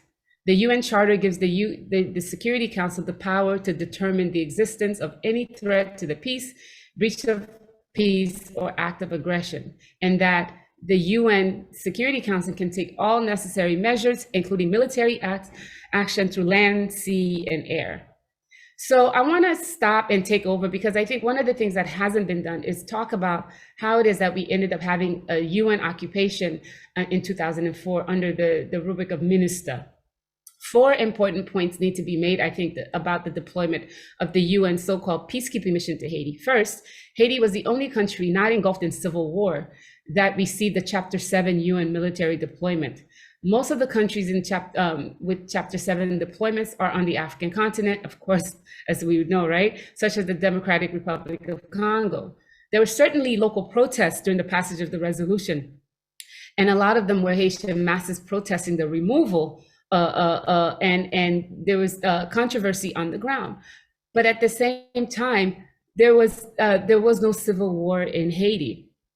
The disbanded November 2004 investigation by the Center for the Study of Human Rights at University of Miami Law School, for example, reported about the Haitian police tactic of summary executions. This is after the coup, where they would go into the popular neighborhoods, secret, and basically decided that they must kill a lot of the people who were protesting. The disbanded Haitian army was allowed to run roughshod over people, and the neo-colonial Haitian political collaborators pushed to prosecute dissidents by throwing them in prison without trial. So I think it was important that we have to think about, what it meant for the very first time, for the onset, that the UN was able to go in and deploy such massive force on the people. The second important point about the armed UN deployment was that those who played a role in backing and aiding the removal of Haiti's sitting president were also the permanent members of the UN Security Council, the only body with the power to deploy a so-called peacekeeping mission. So we know from the Ottawa Initiative that it was clear that US, France, and Canada hatched a plan to push for this coup d'etat and to help destroy the Haitian state. there's also evidence that some of the leaders of the Haitian paramilitary forces that were intimidating the countryside before they were marching to the capital were probably still on CIA payrolls, in addition to being funded by the Haitian elite businessmen. If there was ever a clear case of conflict of interest, the prominent role of US and France in spearheading the UN decision to consecrate the anti-democratic coup, this was it, right? And linked to this is the third point to make about the deployment and later occupation, is that the narrative used to justify it was concocted by the same two countries. This was questionable, but Standard claimed that, quote, the former Haitian president was facing insurrection, resigned, and left the country. The reality is that the claim was challenged from the very beginning, even from the former president from the Central African Republic, where he said, when you have militaries coming from abroad surrounding your house, taking control of the airport, surrounding the National Palace, being in the streets, and take you from your house and put you in a plane, it was forced. This was not an abdication. So in March, yet all the UN security documents and resolutions about Haiti during this time used the justification of resignation as justification for intervention. And finally, and perhaps most egregious, is that the so-called Haitian interim government that the UN Security Council claimed to have asked, that UN Security Council claimed asked them for a force in Haiti was illegitimate. In fact, it has been revealed that in the early morning after the Aristides were escorted to the airport, the US ambassador to Haiti, James Foley, drove to the house of Haiti's Supreme Court Justice, Boniface Alexandre, and took him to the Prime Minister's office for consultations in preparation for his ascension to power.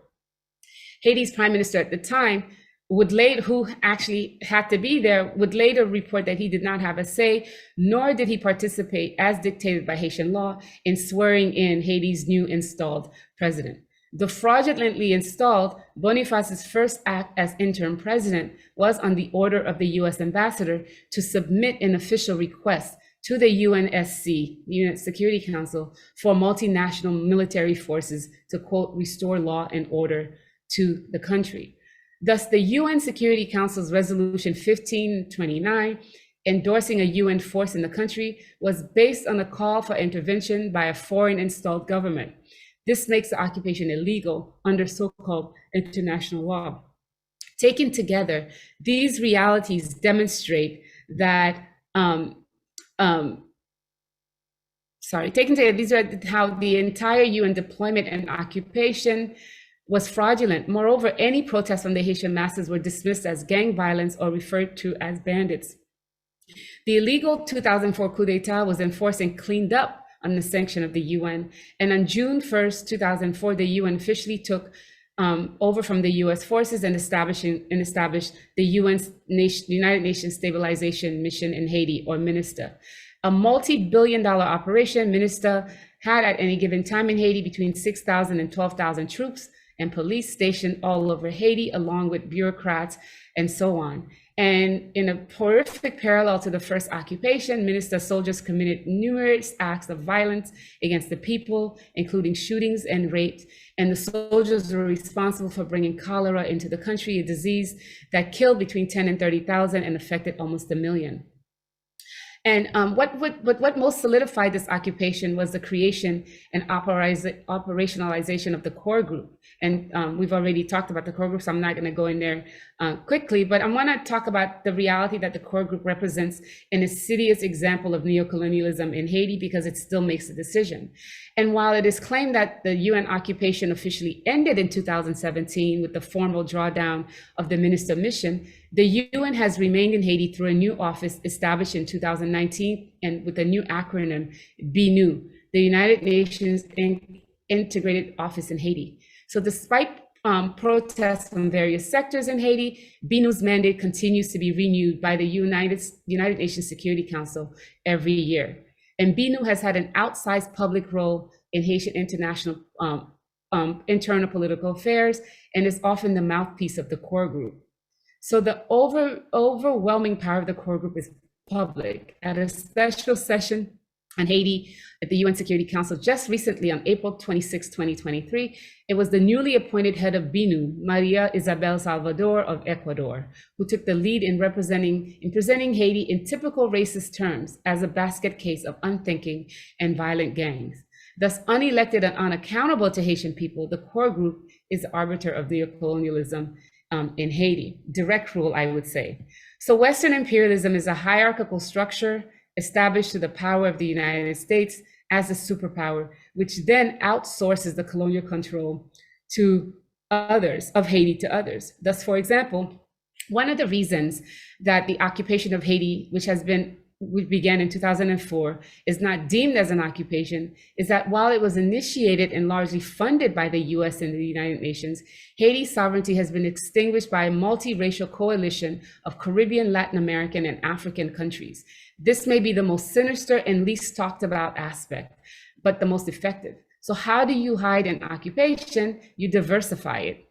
So Brazil, for example, oversaw the military wing of the occupation since its inception. It spent more than $750 million to fund its operation. For Brazil, the country in Latin America with the largest Black population and supposedly leftist government at the time, Haiti was its imperial ground zero. But there was also buy-in from other marginalized governments from the Caribbean and Latin America. At one point, Minister's leadership included a representative from Trinidad and Tobago and an African-American attorney and diplomat. And this leadership was accompanied by a multinational military force made up of several South American, Caribbean, and African countries, including Argentina, Chile, Colombia, Jamaica, Grenada, Benin, Burkina Faso, Egypt, Cote d'Ivoire, Nigeria, Rwanda, Senegal, Guinea, Cameroon, Niger, and Mali. US imperialism also involves an array of activities from diplomatic influence to cultural warfare, to lawfare, and to military intervention. But most importantly, the US elicits the aid of neighboring neo-colonial governments. For Haiti, these governments are the Dominican Republic, which funded and housed the ragtag paramilitary troops that terrorized Haiti from 2000 to 2004, Brazil, and more recently, Mexico, who worked with the United States as a co-pen holder for Haiti at the UN Security Council to advocate for foreign armed military intervention in Haiti. Here we see the denial of sovereignty to Haiti seems to be a synchronized effort by cooperating states and institutions bolstered by a global elite's consensus against popular democracy in the country. Thus, there is a need to recognize Haiti's critical place as a laboratory of US and Western imperialism. Haiti should forcefully remind us that the relatively uncontroversial legality and multilateralism of its current occupation is a key strategy of a murderous US imperial control. And as I stress, this multilateral UN-sanctioned imperialism is more of a threat to justice and emancipation. Had there been many more Haitis, that is US multilateral imperial adventures, would the world be so silent? Haiti is also the site of the longest struggle for both Black liberation and anti-colonial occupation, independence in the world. The 2 centuries-long imperial counter-insurgency against Haiti has aimed to terminate the most ambitious revolutionary experiment in the modern world. It is no coincidence that the attacks on Haitian sovereignty through an arsenal of tactics has been consistent and consistently banal. Recognizing that Haiti is currently has no sovereignty should be the starting point of our conversations. Thank you. Thank you very much, Professor Pierre. Before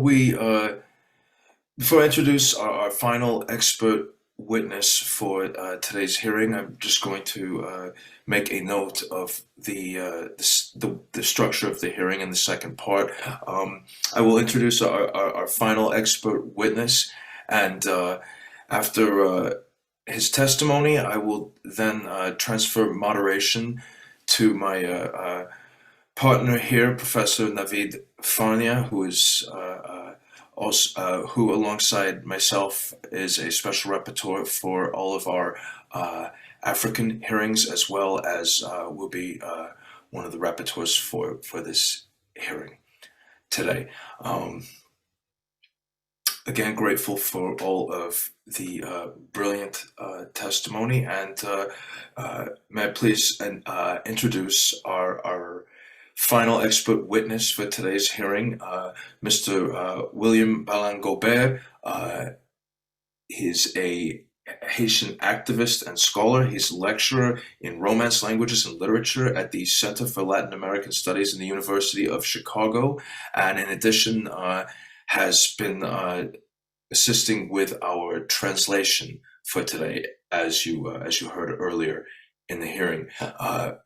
Professor Balan-Gaubert, it is my very good pleasure to welcome you to today's tribunal. Thank you very much for the kind invitation. It was a last-minute invitation, so I did not really prepare anything. So I will speak impromptu, as it were. Thank you very much for these brilliant presentations that I've heard from Professor St. Paul, Professor Hudson, Professor Pierre, and the other person whose name I don't see here, Mamyrah, Maria Prosper, and thank you very much for rescuing me from a disastrous attempt at translating. Well, it seems clear to me that there is economic sanctions is one of the major weapons in the arsenal of imperial powers. It has been deployed for a number of years to in many countries. In Haiti in particular, to apply economic sanction on the poorest country in the Western Hemisphere is tantamount to a death sentence, if not a kind of slow genocide. It's almost like kicking a person when they are down. There seems to me also that there is a linguistic game that has been played with this terminology. As I hear people talk about sanctions on the oligarchs, sanctions on the business people, it's a kind of a reformulation of the term asset freezing. They freeze their assets. But the sanction that I want to talk about is kind of a unilateral sanction or multilateral sanctions that have dire economic, political, and psychological effects on the country. And that kind of sanction is a weapon. It is a deliberate attempt to not only to manufacture weakness in the state, but also to destroy the state. And so what we see in Haiti as a so-called failed state is orchestrated, is deliberate. And one of the ways in which they do that is through sanction. As Professor St. Paul talked about wonderfully earlier on, and I'm not going to rehearse all the things that he said, is that from 1804, not only there was an embargo that was imposed, as he mentioned earlier, but also the refusal to recognize Haiti as one of the nations in the Council of Nations is also a form of sanction. That was to say, a way to curtail, to ostracize the country. So Haiti was ostracized by the United States in particular from 1804 to at least 1863, anyway, after the Emancipation Proclamation. So that also created a dire economic, political, and other kind of circumstances in the country that has to be recognized. So economic sanctions, and then you not only that enforce isolation and ostracism, but the labeling of the country as a rogue state or a country replete with unsavory characters or corruption. Some of the terminologies that are used to describe Haiti, a weak state, a failed state, and also during the Cold War, the political containment that was created, and all of those. I'm speaking fast because I don't have much time to really elaborate on all of these things, so I'm actually throwing those terms out right now. But we have to understand also that the United States policy towards Haiti has always been one of destroying the country, as Peter Hudson brilliantly talked about the racism, the racial aspect of it, not only the racialization of the Haitian people, but the fact that Haiti, as a first Black republic, that came into existence as a result of the revolution of enslaved people, that really created a problem not only for the United States, but for slave-owning powers in the world. I want to just focus a little bit about the equivocation that I see in the nomenclature and the way in which people speak about the terminologies, whether it's sanctions on, and I believe I forgot Sabine Lamour. Thank you very much for your brilliant presentation. I forgot to mention your name and to also thank you.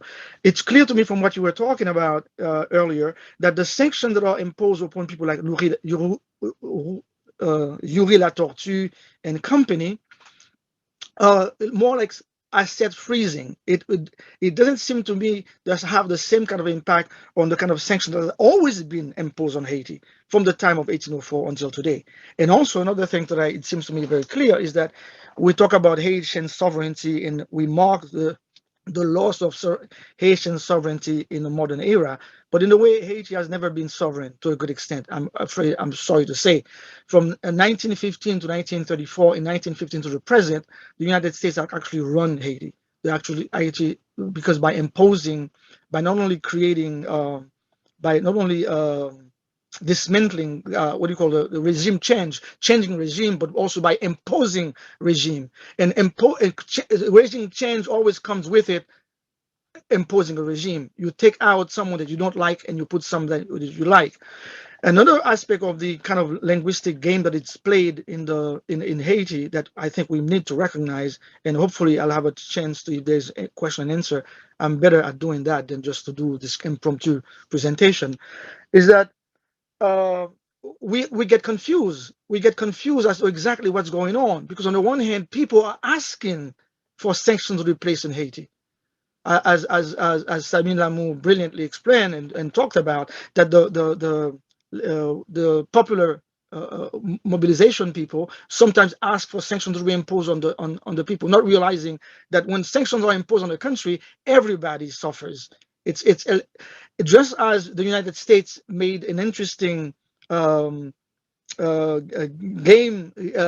with Aristide, by having Aristide having it appear as if Aristide was asking for an embargo to be placed, whereas the embargo was already in the works to be imposed. So by doing so, and let me just give that as an example, by having Aristide appear to be the one asking for the embargo, it isolated Aristide from the popular people, at least the people who were for him. They began to see him as someone who has caused the suffering of the people and has caused the hardship that became even worse. So in that case, then now Aristide, the second term of Aristide can then be taken away because now he became unpopular. But his unpopularity came precisely after he had asked for an embargo. At least he made it appear as if he had asked for an embargo. So it was a form of what they do in in real politics in America, is to create a kind of what do you call that? Intervention by invitation. They make believe that the people are inviting them to come in, but it was after they create the condition by which the individual would ask for the intervention. So now that what they have done with the embargo is to create the condition to not only dismantle the Haitian state, but to control the Haitian state, but to be able also to, as I believe it was Professor St. Paul who mentioned, that Haiti is a wonderful real estate. At some point, they will divest Haiti of Haitians. You'll have more Haitians all over the world than in Haiti, and then people will move on. And so what we are seeing, let me just stop right here, so in the interest of time, what we are seeing, in my estimation, in my way of looking at things, and I hope I'm wrong, the same way that many years ago, 200 years ago, this country, Americans did not look like Trump, and Australians didn't look like the present-day Australians, and South Africans didn't look like the present-day South Africans. A time will come, unfortunately, and I hope I'm wrong, that Haitians will not look like the people who are called Haitians today. Haiti has been divested of its people by the immigration. People are migrating all over the place, not only in the United States, in France, in the neighboring countries in South America and in the Caribbean, and also that the country has become ungovernable precisely because of the shenanigans that are created by the imperialist powers to dismantle the country. So what they're doing is to divest the country of its people, of the people there. Only 11 million Haitians. It's very easy for them to be dispersed, and some of them will be also destroyed. So in my final statement, economic sanctions in the poorest country in the Western Hemisphere is tantamount to a death sentence, and it is a form of genocide to a good extent. And there is no way, the argument over whether or not sanctions work, yes, they do, for the benefits of the imperialists. They do not work, of course. The intention of the thing is precisely to destroy a country and to destroy a people. So from the point of view of the imperialist powers who are imposing sanctions, does it work? Yes, it does work. That's exactly what they wanted to do.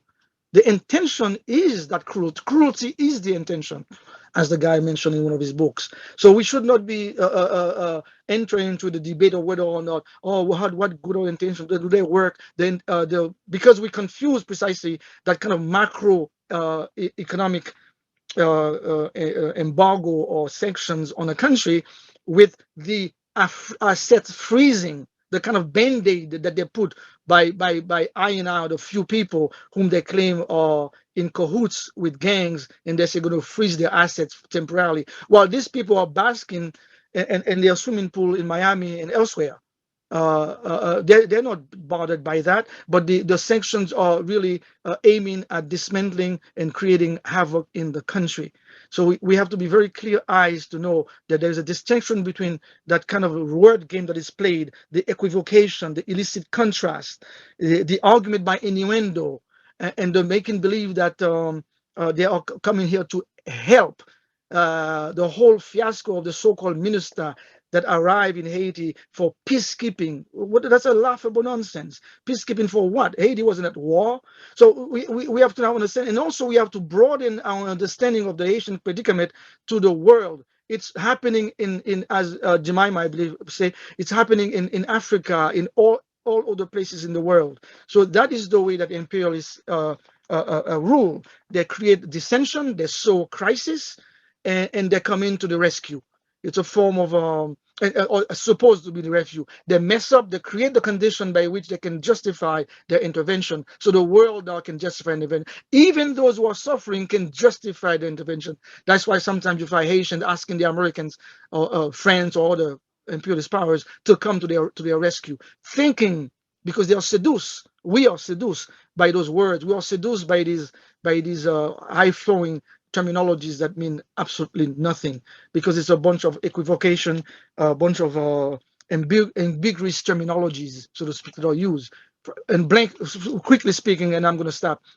The term sanction is a polysemic term. Sanction can be an approval, and sanction can be also a punitive measure. So when we talk about sanction, sometimes they talk about it from both sides of their mouths. To sanction something is to approve of it. To sanction something or someone is to also create a punitive to take punitive action.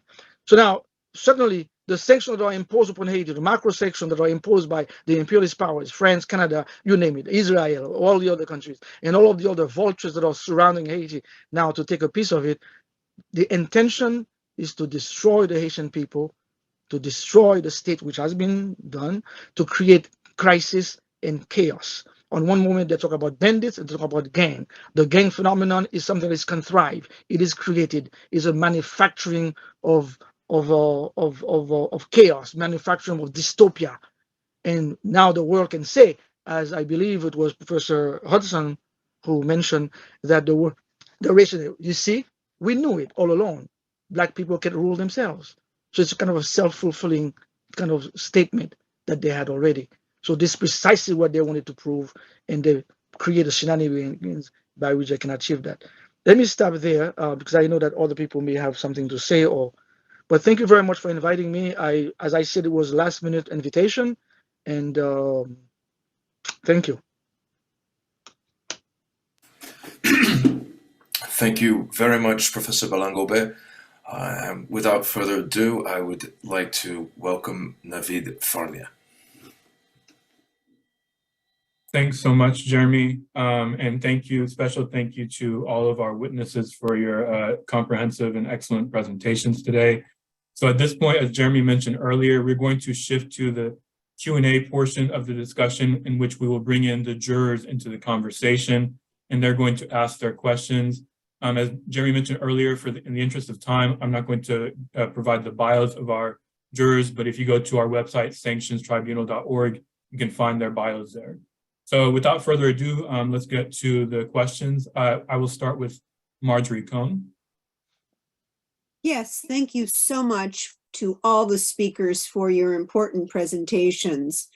Could one or more of you please describe the current conditions in Haiti that lead to migration to the United States where they face harsh discrimination?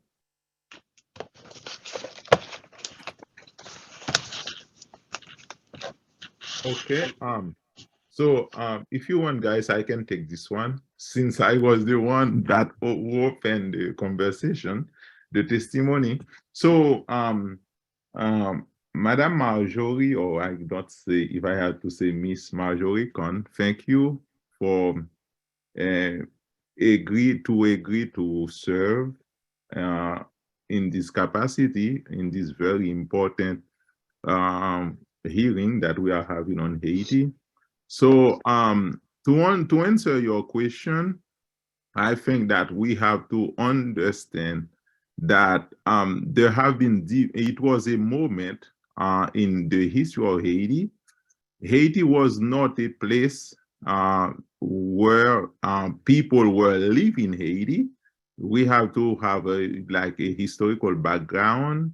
For instance, if we look back at the 19th century, throughout the whole 19th century, Haiti was a place that welcomed people from different ethnicity, Jewish, African American, etc. Actually, the father of W.E.B. Du Bois, Alfred Du Bois, was born in Haiti, just to let you know that Haiti was not a place that people were living, because Haiti was a oasis and this only place in the world where Black and the oppressed of the global North or the global South, whatever places, if you were oppressed, Haiti was the land of freedom. But something will change first in the moment of the first US occupation of Haiti, because one of the implicit goals of the first US occupation of Haiti was to transform Haiti as a periphery for the world economic system. So when the Marine went to Haiti, they have also occupied the Dominican Republic between 1916 to 1922. And the US, they invested a lot of money in the Dominican Republic, but there was no investment in Haiti during the first US occupation of Haiti. So that we will see a different wave of migration to Cuba to be Haitian will work as a worker in plantation of sugarcane, etc. But also there is the second moment in the long support of the US to the Duvalier regime with François Papadoc Duvalier between 1957 to 1971, and then to Jean-Claude Baby Dog Duvalier between 1971 to 1986. There was another wave in the Haitian migration with the coup d'etat that happened on September 29, 1991. Thousands and thousands of Haitians will have to leave Haiti. And finally, we have to consider the current situation of Haiti after the 2010 earthquake. Because myself, for instance, I live and studied in Mexico for 13 years. But Mexico was a country in which we had very few Haitians. So Haitian people during the dictatorship of Duvalier, most Haitian who will go to Mexico were intellectual people who, such as Gérard Pierre-Charles, Suzy Castor, Michel Hector, and others, Jean Casimir, and all those people, Benoît Joachim, and all those people, they helped to create institutions in Mexico. But after the 2010 earthquake, we will see a new trend in Haitian migration because, as my colleagues said, Bill Clinton was the co-chair of the Commission for Rebuild Haiti Back and Better. Bill Clinton, he fundraised through the Clinton Foundation many millions to rebuild Haiti. That million was distributed to the elite of the bourgeoisie, so to invest in the construction of 3 to 5 stars hotels, such as the Hotel Royal Oasis, etc. So the Clinton did not do a good job in Haiti. So Haitian people, we will see, and I will conclude with that, a new trend, what we call in Spanish, una diversificación, a new shift in the current in the traditional pattern of migration in Haiti. So Haitian people will be very desperate. So they will go to Brazil, they will go to Mexico, and more specifically, they will go to Chile. So we cannot understand, and it was after the 2010 earthquake that many Haitians, because they will just leave Haiti, whatever they can, and we will see more racism against Haiti, and more specifically in Latin America. I'd like to just quickly add that, you know, imperialism is really the cause of migration. We have to know this everywhere. And the reason that Haitians are in Brazil is because Brazil was in Haiti. You know, they were leading the military occupation of Haiti, and then they needed cheap labor to build the stadiums for the 2000 and for the Olympics and the World Cup. And so let's remember that. The other thing is, people forget, you know, we talk about gangs all the time, but people forget that the IMF is forcing this illegitimate government to remove fuel subsidies for Haitian people, which is why there were people in the streets protesting last year in particular. And so, which basically raised the cost of living even to worse than it was. And then the funding of these armed young men, where you have ports that are owned by private people, and guns going through the ports. And so it's a combination of economic and political reasons that have shaped the latest sets of migrations into Haiti. And then Mexico lately has been training Haitian military police. I don't know if people know this, and then working alongside the U.S. with the Remain in Mexico policy, and militarizing its southern border with the help of the U.S. Border Patrol. So we have to think about those things as well. Thanks. I wanted to add and piggyback off of what Jean-Eddy and Jemima have just said about the imperialist hand in the matter and the role of the colonial Haitian state to facilitate what U.S. capital wants to do with Haiti. That, you know, one of the fundamental things that's happening that underpins this migration is certainly land grabs. So what we see is that, and Sabine touched on that too, is that it's the purposeful making of idle land, right? So when you look at the speeches of de facto President Jovenel Moïse, right, handpicked, and he goes, up in the north, we have 65,000 hectares of land that's empty, right? As if there's no people there and there's no economic activity there, right? That reflects what Haitian people want to do with the land.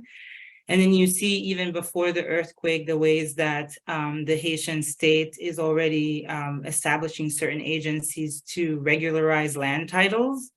And when you look at what regions they were trying to do that with, supposedly because it's like, you know, to modernize the Haitian and bring them into the economy, blah, blah, right? But there was no logic necessarily to where they were going to regularize land titles other than projects that were designed to be placed in those, you know, particular areas.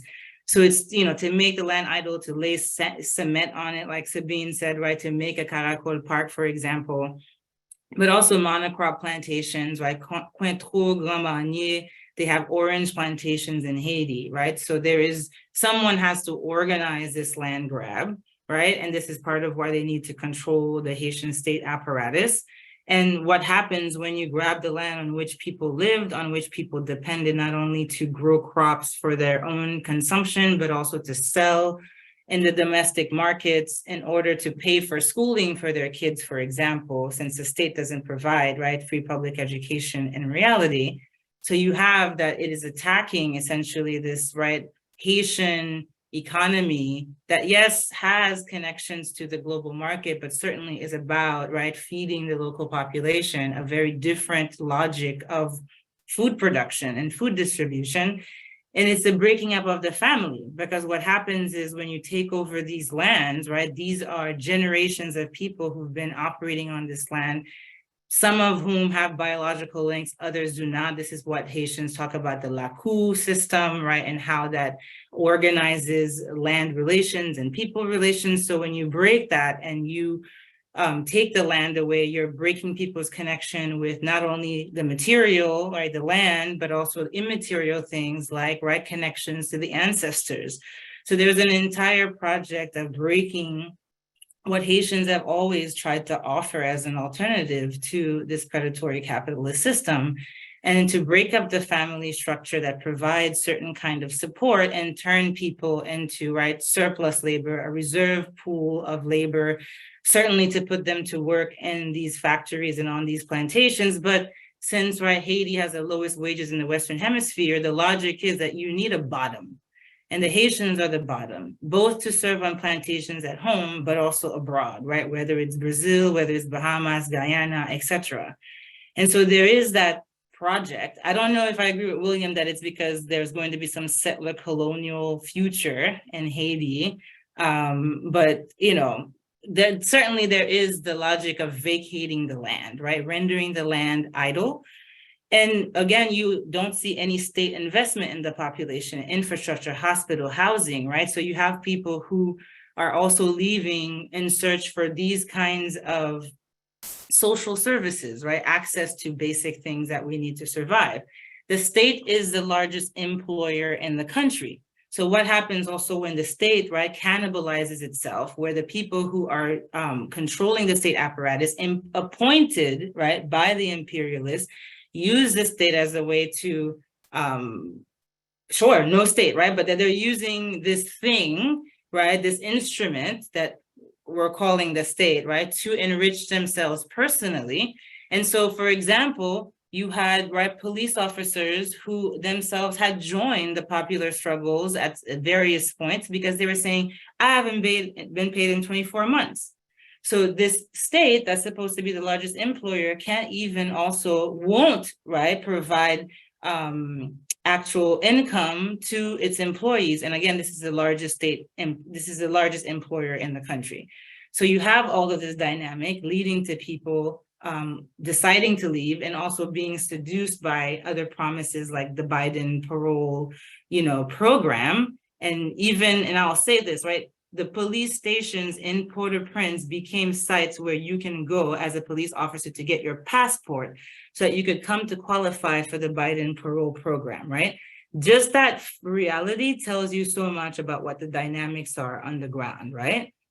And so I want to say too, with this land grab, there's the sheer violence of it all, right?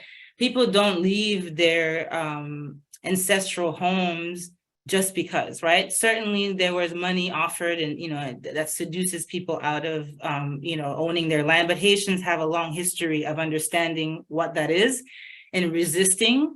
And so there was violence, right? The Caracol Industrial Park is only able to come to fruition because people were violently removed from those lands, right? Both by so-called, right, armed groups, the quote unquote gangs, but also the police was involved, right? Which means also the UN was underpinning that process. So there's a sheer violence of it all that we can't ignore that is driving people out of the country. That is coupled with this, you know, desire to vacate certain key lands, right?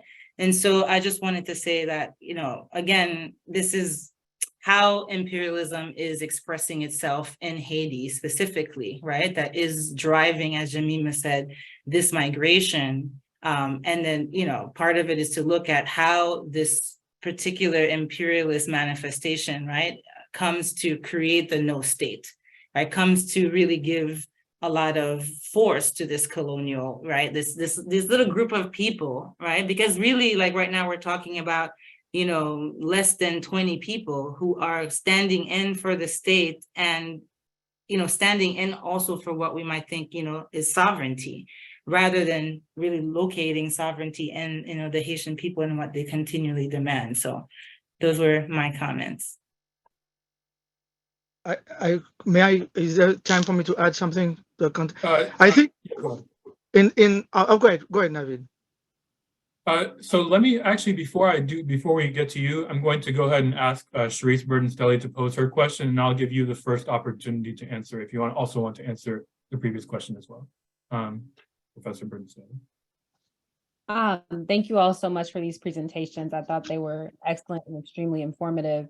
I had one question, maybe a two-part question about if you could speak more about how the dollarization of the Haitian economy facilitates and sort of entrenches sanctions and economic coercive measures. And then related to that, there's been a lot of talk about de-dollarization and multilateralism through entities like BRICS. But what Haiti conveys is that Haiti seems to be a limitation to that, right? Because of the multilateral nature of the occupation. And so I wonder if you can speak to that as well, how, so, you know, there's this thing about progressive except for Palestine, right? It seems like that applies to Haiti as well, where these ostensibly progressive countries, i.e. Brazil under Lula, i.e. Mexico, they're progressive except for their occupation and ongoing plunder of Haiti. So I just wondered if you could speak to that as it relates to the international sanctions regime.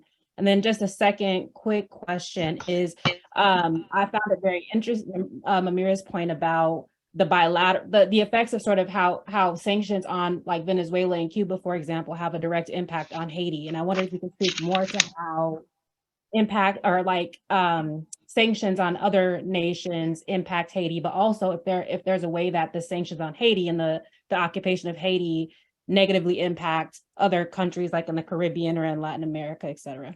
Thank you.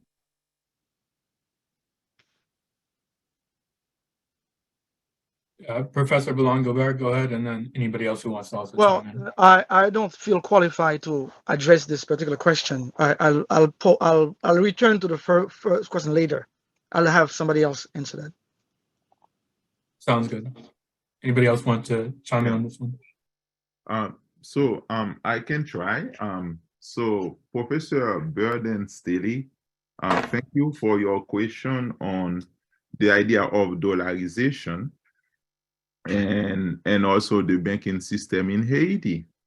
And I think it's important to understand that since when Haiti entered into what political scientists, and more specifically one guy whose name is Samuel Huntington, called the third wave of democratization. So when with the departure of Jean-Claude Duvalier, one also of the cause of that departure that Haitian scholars should take the time to investigate, it's the Duvalier regime, and more specifically what we call the babydocracy, the regime of Jean-Claude Duvalier between 1971 and 1986. So since the 1970s, there were great pressure from the US and also from the IMF, the International Monetary Fund, the World Bank, etc., on Haiti, and more specifically on the regime of Jean-Claude Duvalier, to do what they call the economic liberalization of Haiti, right? So, for instance, Jean-Claude Duvalier, baby doc, he said, oh, my father did the political revolution, myself, I will do the economic revolution. So to understand neoliberalization, we have to go back since the 1970s. And since the 1970s, at the end of the 1970s, and it was basically when Jimmy Carter, the Democrat Jimmy Carter, was president of the US. And because more often we think about Haiti, you know, we don't think about Haiti as a systemic imperialism, because here in the US, we have been miseducated to think, oh, the Democrat, they are the good guy, and the Republican, they are the bad guy. But in Haiti, it's a systemic thing. Both Democrat and Republican, they have agreed to put their feet on Haiti's neck, and in different moments in history. So, and the first US occupation happened, it was Woodrow Wilson. He was a Democrat. So, and the economic liberalization of Haiti, that is the genesis for economic adjustment and neoliberalization, happened under or started to happen when Jimmy Carter was president of the US. So they put a lot of pressure on Jean-Claude Duvalier. That liberalization started with Jean-Claude Duvalier. When the transition started in 1986, so the international community, they impose, because the Haitian ruling class, the Haitian political class, the opposition, they never had control of that transition because they were mostly made by people who were in exile in Mexico, in other places. So Jean-Claude Duvalier, baby doc, he transferred power to the military, and he transferred power with the consent of the US, of the master of imperialism. And since the beginning of the transition, you will find a guy who was a Chicago boy guy. His name was Leslie Delatour.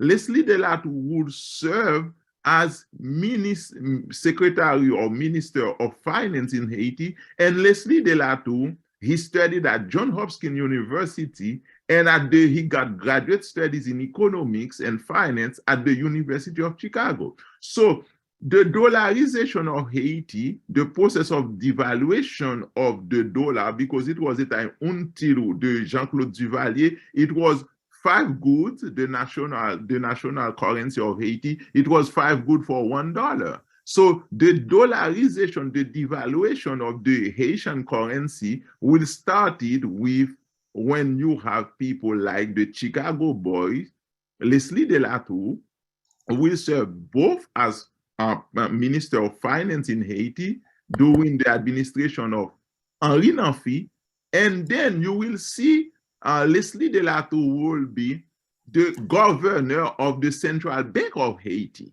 So the US also has played a key role in that process of devaluation of most of the banks. Those banks, they were built in Haiti after the coup d'etat, after the coup that overthrew Aristide on September 1991. And for Aristide to be reinstalled into power, so they forced Aristide to sign what they call the Paris Agreement. And the Paris Agreement was, the structure for economic neoliberalization of Haiti. So when Aristide returned on October 15, 1994, so you will see a bunch of banks that will be founded, created in Haiti. So since Aristide returned, so you will see the banking system, Aristide didn't have control. The banking system was imposed as one of the conditions of neoliberalization of Haiti. For instance, and I will end my response here. So for instance, we have the central bank.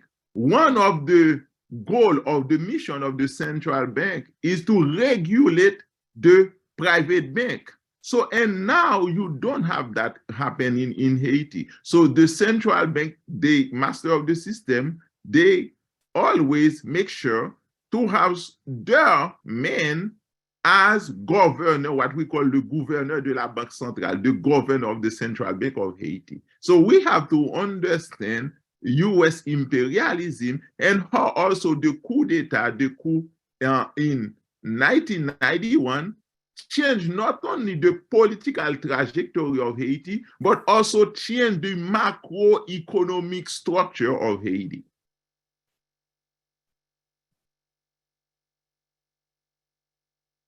Thank you. Professor Lamour, do you also want to answer this one? Yes. Et en plus de ça, Jean-Eddy a ajouté yo. Mamyrah, c'est au même cap traduit. Yeah. In addition to what Jean-Eddy has exposed for us. Je pense que il y a plusieurs éléments en dedans rapport Haïti avec États-Unis qui est capable d'expliquer ou bien à la base question dollarisation. C'est un ensemble de agressions et de pressions qui fait sur l'économie haïtienne et qui à la fin capable de montrer nous tout comment est-ce que contrôle espace économique là que États-Unis vini li prend contrôle ça. Une premier élément. Okay. So she says there are many elements that we need to unpack here in terms of thinking about the relations between Haiti and the United States, especially when it comes to the aggression and the pressure on the economy and how the United States in the end, right, is controlling the Haitian economic system. Yon nan premier élément pour nous comprendre, en plus de libéralisation marché qui t'a fait dans la période 82, te gagné ça nous relé tuerie cochon créole yo dans même période ça. And so Sabine is providing more context for the discussion Eddy brought up about the liberalization of the market that started really, in 1982, particularly looking at the killing of the Creole pig, so the pig that was indigenous to the space. Parce que yon nan élément pour nous comprendre la question cochon créole là. Cochon créole là fait partie de tout un écosystème en Haïti qui sont écosystème qu'on capable ouais qui à la fois économique, qui non dynamique spirituelle et qui entre dans tout ça que nous appelons la cour, c'est-à-dire c'est un élément dans tout grand écosystème ça qui c'est la cour et c'est un élément économique clé en dedans écosystème ça. Par exemple, c'est à partir de cochon créole que chaque année, moun yo capable vendre ni yo voye petit yo l'école. C'est à partir de cochon créole que moun yo capable, et si yo gon moun qui tombe le mouri, yo capable vendre un cochon yo voye et yo enterrer moun ça. C'est-à-dire, c'est un élément économique, moun paysan pas de connaître l'argent ou la banque. C'était ça qui était banque, c'était cochon créole là qui était banque paysan. Tuer cochon créole là, tout li pot un gros coup bay dans l'économie paysanne nan tout en Haïti. Okay. She talks about thinking about the black pigs, the Creole pigs as an ecosystem. So looking at it both as economy, but also as, as connected to spirituality. And it was a key element in the Lakou system that I mentioned earlier. And thinking about how the cochon créole came to be sold in order for people to send their children to school, came to be sold when people needed to bury their loved ones, and that small peasants did not store their money in the bank, but rather the cochon créole in itself was their bank. En plus de l'élément ça tout, faut nous admettre tout pendant l'année 80, si il y a une agression ça qui fait avec question cochon créole là, gon l'autre agression qui va le fait dans l'année 90 avec Bill Clinton, c'est là que ils font pression sur vallée la Tibonite là et ils libéraliser marché et prix du riz a te gagné en Haïti a li tomber et ça vient fait tout que paysans qui planté du riz la Tibonite du riz soit Miami vient faire en concurrence avec du riz ça et vient fait que toute production du riz qui te gagné dans vallée a tombé tout à un certain moment. Et nous avons rendu compte qu'en 2010, Clinton Okay. And so Sabine talks about this 1982 moment with the killing of the black pigs, the cochon créole, but also in the 90s, as per the directives of Bill Clinton, the way that the Latibonite Valley, that had been the site of domestic production of rice, that came to be over time destroyed, and instead rice coming out of Miami, and I'll add this from other places that Clinton had already made promises to when he was governor, like Arkansas, came to flood the Haitian markets and crash the national production of Haitian rice. Okay. Mis à part de deux éléments ça yo, n'a prendre nous compte tout que les ONG au vini en Haïti entre année 90 et 2000 tout, yo automatiquement payé classe moyenne en dollars tout. And so another element that allez, vous me finissez ça t'a dit hein. Et ça vient faire tout que vient gen une forme d'attraction tout par rapport avec dollar là, par rapport avec classe qui a besoin de dollar là tout et comment est-ce que li capable positionner les bali yon latitude d'où que le Miami, le New York, et ça vient changer donne tout par rapport avec qui ça dollar vient vle di tout en dedans société à tous les lacs circulés. Excusez-moi.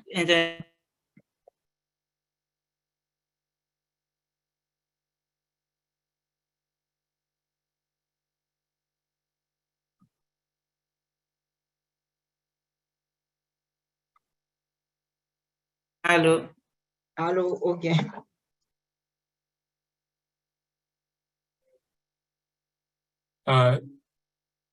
Allô? Oui, allô? Ok. C'est pas maintenant qui a un problème ou bien? Sabine, nous mettre parler, on met parler, oui. Ok, c'est par rapport avec trois éléments ça que je pense qui étaient capables de éléments importants et actuellement il y a une autre pression qu'a fait en Haïti par rapport avec question crise là, américains sans aucun fait qui sont faits objectifs décidé que l'IPAP importer mango haïtien encore et c'était un dernier espace d'exportation qui était bien actuellement en Haïti. Or, Canada a décidé de prendre marché ça. Mais raison pour avancer qui c'est de raisons par rapport avec de raisons médicales ou bien de l'autre bagaille qui fait qu'on pas porter mango ça, mais Canada pas même souci ça par rapport à la population, non? C'est-à-dire qu'il y a un ensemble de décisions politiques qui prend tout, qui impactaient directement l'économie en Haïti, en plus de ça, il dit d'avancer.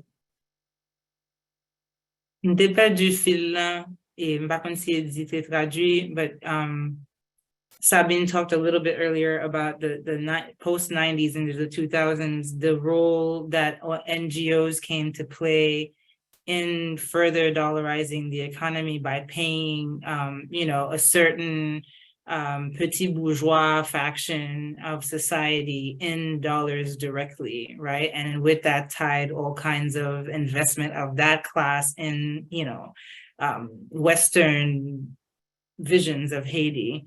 Et puis, moi, pas du parti quand tu as parlé de Mangoa. Actuellement, là. Okay, but if you want, okay. Okay. Yes, so, Izzy, go ahead and fill yeah, where I lost. and also, Sabine said that the U.S. Abruptly decided that they won't import anymore the Haitian mango. And that was also something that will negatively affect the economic capacity of the Haitian people. Okay. Y'all might continuer, Mamyrah, si Internet ou bon. Non, c'est OK. Oui. On met aller, Sabine. Non, mais c'est OK. C'était pour me finir, pour me dire comme ça. Contrôle. Okay, this is where she wanted to end anyway. OK, contrôle banque centrale là en Haïti, c'est comprendre dans tout ensemble de décisions économiques ça yo, qui prend à l'externe et qui ont un impact réel sur Haïti, qui favorise la dollarisation et en plus de ça, Edith a expliqué. And Sabine was talking about thinking about the central bank in terms of the control that the U.S. has over, its structuring, its staff, etc., and that continues to make favorable the dollarization of the economy. Thank you for your patience with the interpretation. No, thank you all. I really appreciate it. I'm going to give Professor Pierre the opportunity to answer as well because she has to go soon. And then we'll get to Jari Buhill's question. Go ahead, Professor Pierre. Okay, thank you so much. I'm sorry, everyone, I have to leave. I didn't realize it's going to be 3 hours. I have another event. Yes, and I do think it's important for us to think about the China-Taiwan situation that went under the radar in terms of thinking. Jovenel Moïse was very, the reason they supported him was so that that could happen. Even the U.S. does not recognize Taiwan as an independent nation, but Haiti does, and so which is really fascinating for us, and that will have future reasons. I do want to end by just saying thank you so much for doing this hearing on Haiti.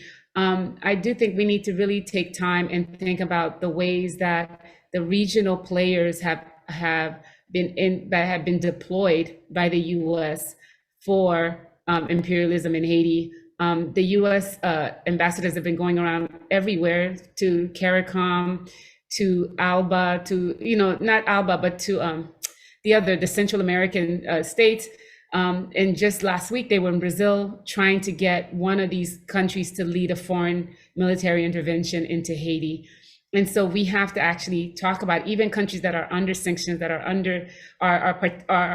under U.S. imperialist push, are actually also working against Haiti sometimes. And we have to actually work out this contradiction and figure out why it is that the leftism of the Americas, as I always say, really collapses at the door of Haitian sovereignty. And I think that's one of the things we need to really keep in mind as we move forward. Thank you so much, everyone, for giving me the opportunity. Thank you very much, Professor Pierre. Now we're going to go to Attorney Hill. The floor is yours. Well, I almost don't have to say a word because just snap solidarity with everything that has already been said. But I am really wanting to push us a little bit further on naming and exposing those entities, because when we talk generally about states and governments and we don't name the culprits, then we don't get to educate our people, because many times our people are really taught that the US is this great place and that it's helping everybody in the world. Look what it's doing for poor Haiti. Look what it's doing over in Brazil. It's helping other poor countries to become more like us, when really we don't do enough to popularize the education piece around the role of US imperialism. So my question is, in addition to the Citibank Group, which, by the way, as we all know, was the last corporation standing in South Africa, refused to divest along with Coca-Cola, and Columbia University was the academic culprit that refused to divest. So during that time, we exposed them for that. We exposed those corporations and entities that went hand in hand in terms of the destruction and demise of and the genocide of our people in South Africa and across the world. So are there other corporate entities that we need to know about so we can name and shame and expose them and do popular education and campaigning against these corporations? Because I understand that the sanctions are detrimental and deadly for our people, but what are we going to do in terms of accountability to expose the actual pirates and despots that are responsible for everything that you talked about? And that question is really for anyone. Does anybody want to try to tackle this question? It's an important question, like corporate entities that should be held accountable. Right. So I will just say, I don't know that there exists a clear list, right? But I could name a few, and I sort of pointed to them when I spoke.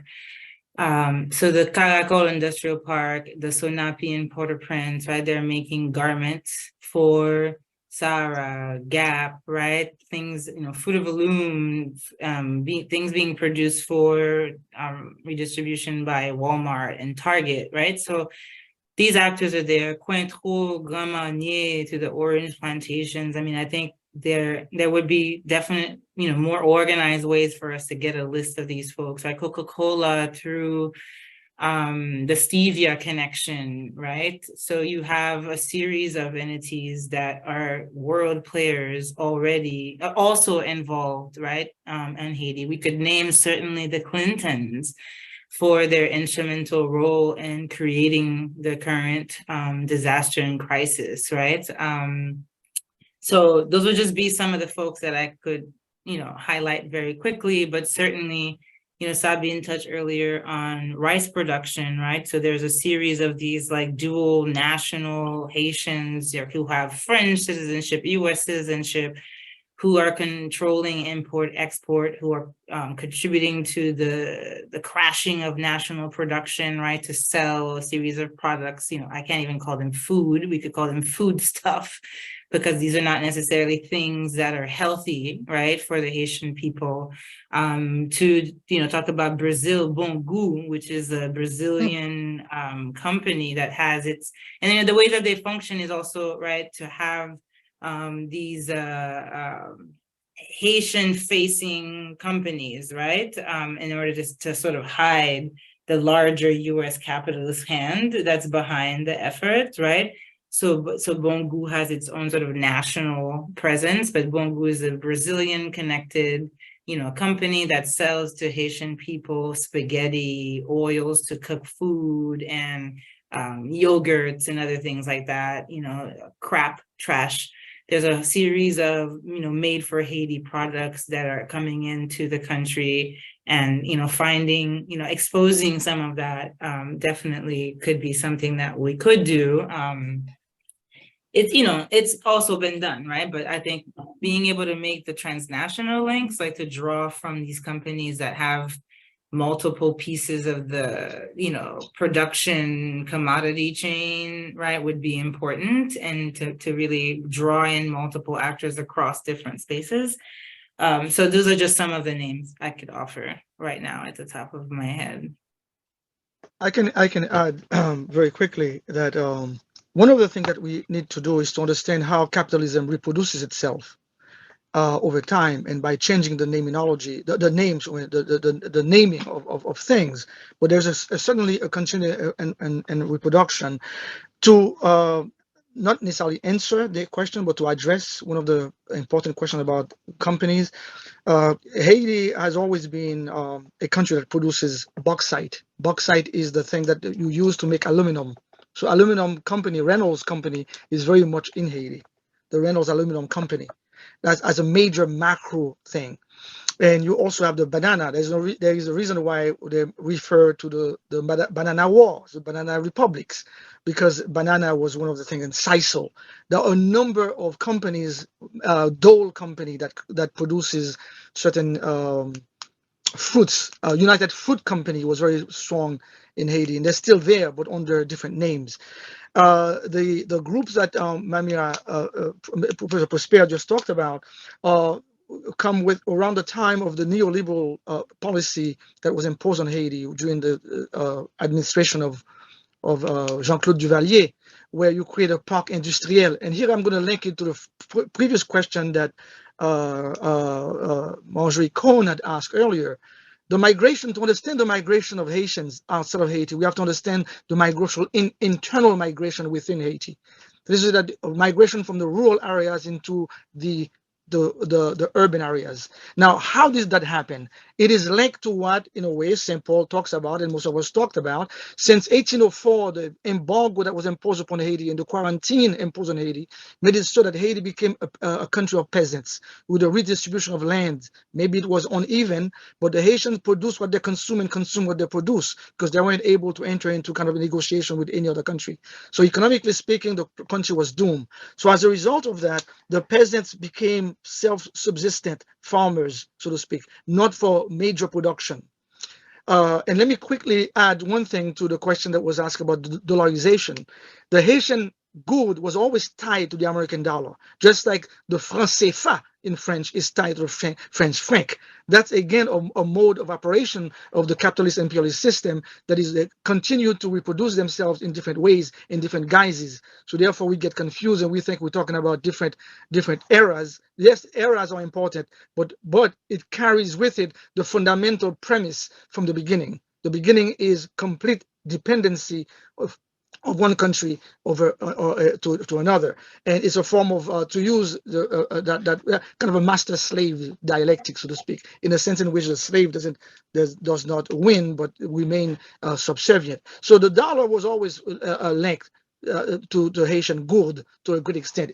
Although, and the Professor St. Paul is correct, in the 1970s with the imposition of neoliberal policy after with the advent of the demise of the Soviet Union, Duvalier and his ilk, the type of dictatorship that the United States imposed on the third world, was no longer necessary. So they had to remove him and all those, like Noriega and all the other thugs that they impose upon the people to do their bidding. So from containment to now neoliberal policy, towards now the creation of the industrial park. So part of the answer to the question is, as the Haitian farmers were unable to produce the subsistence to create a market within the country, and with the imposition of liberal economic system and the creation of the park industrial parks within the capital, not too far from the ports, not too far from the airport, because it will make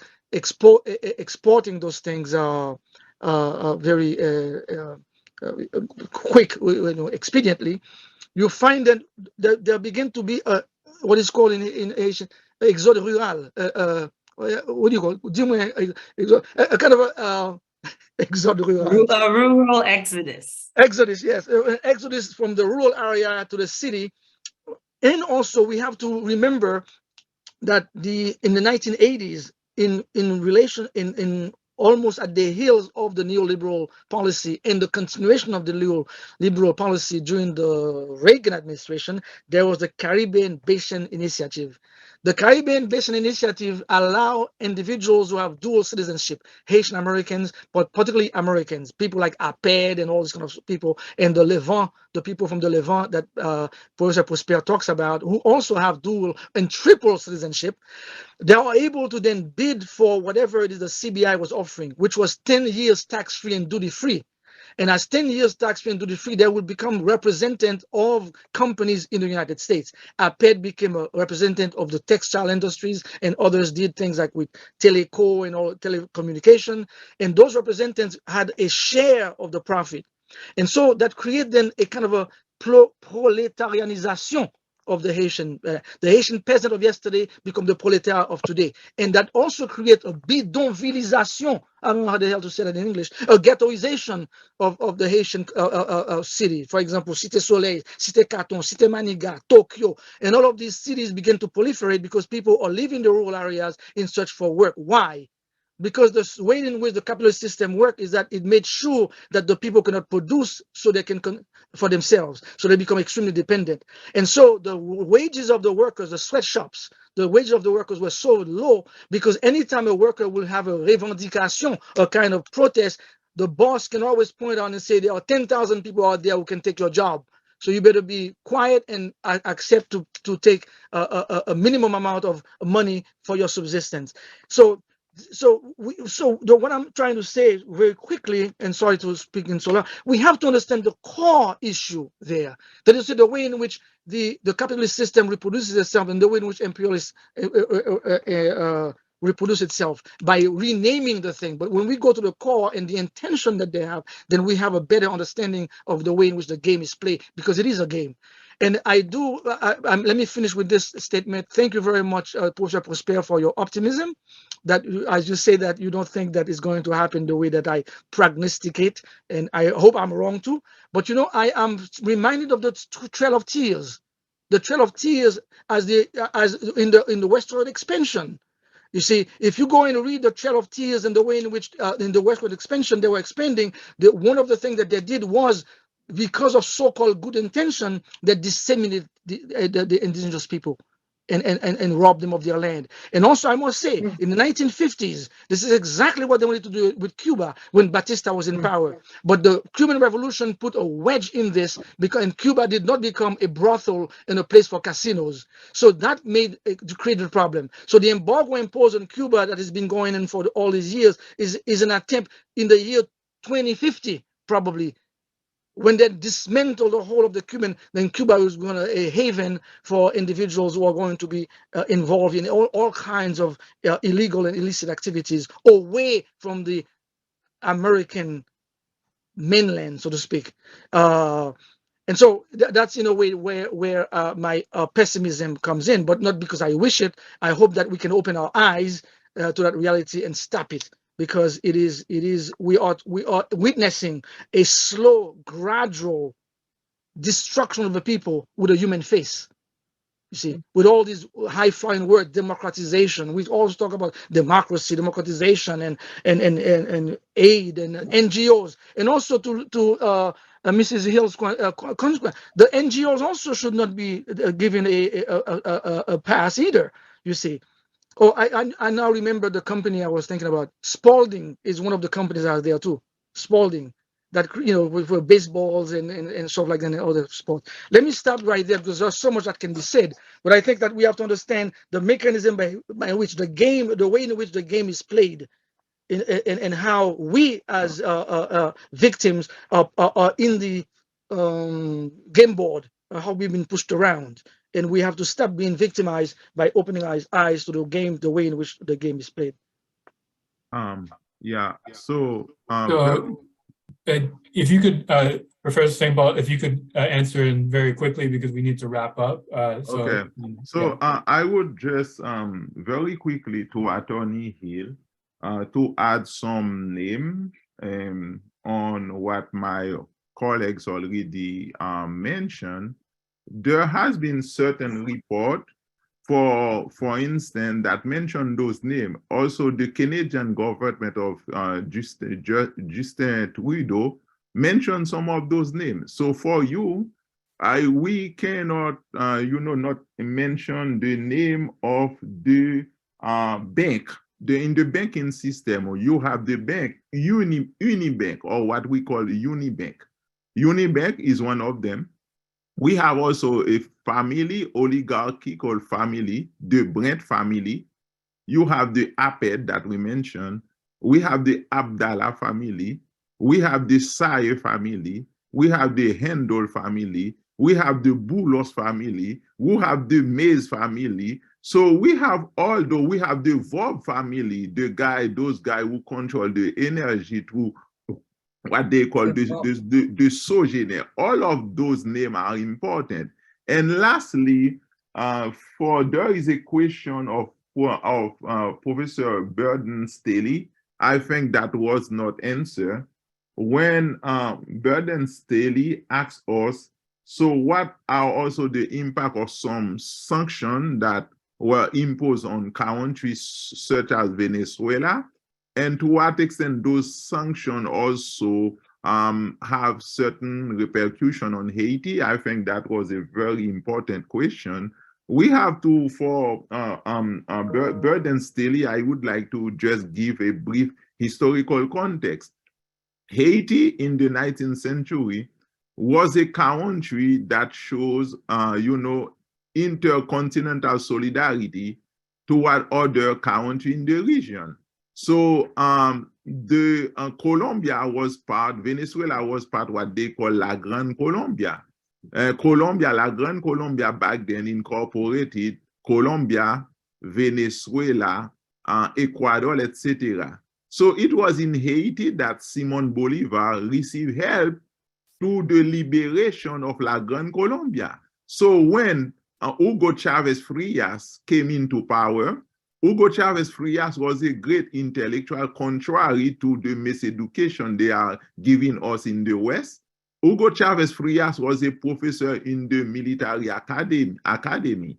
So Hugo Chavez Frias, they will start what they call a soft cooperation to a project that is called El Proyecto Petrocaribe, the Project Petrocaribe, through which Venezuela will give to Haiti, oil and petroleum as a very cheap price, under the condition that part of the money from that cooperation, soft cooperation, because Haiti in the 19th century was the country that started the process of soft cooperation without using the name of soft cooperation. So when Hugo Chavez Frias came, Hugo Chavez Frias wanted to give back to Haiti what Haiti historically did for Latin America. And the Petrocaribe project was one of Chavez's strategy. But the US, the empire, didn't want the cooperation between Venezuela and Haiti to be a success.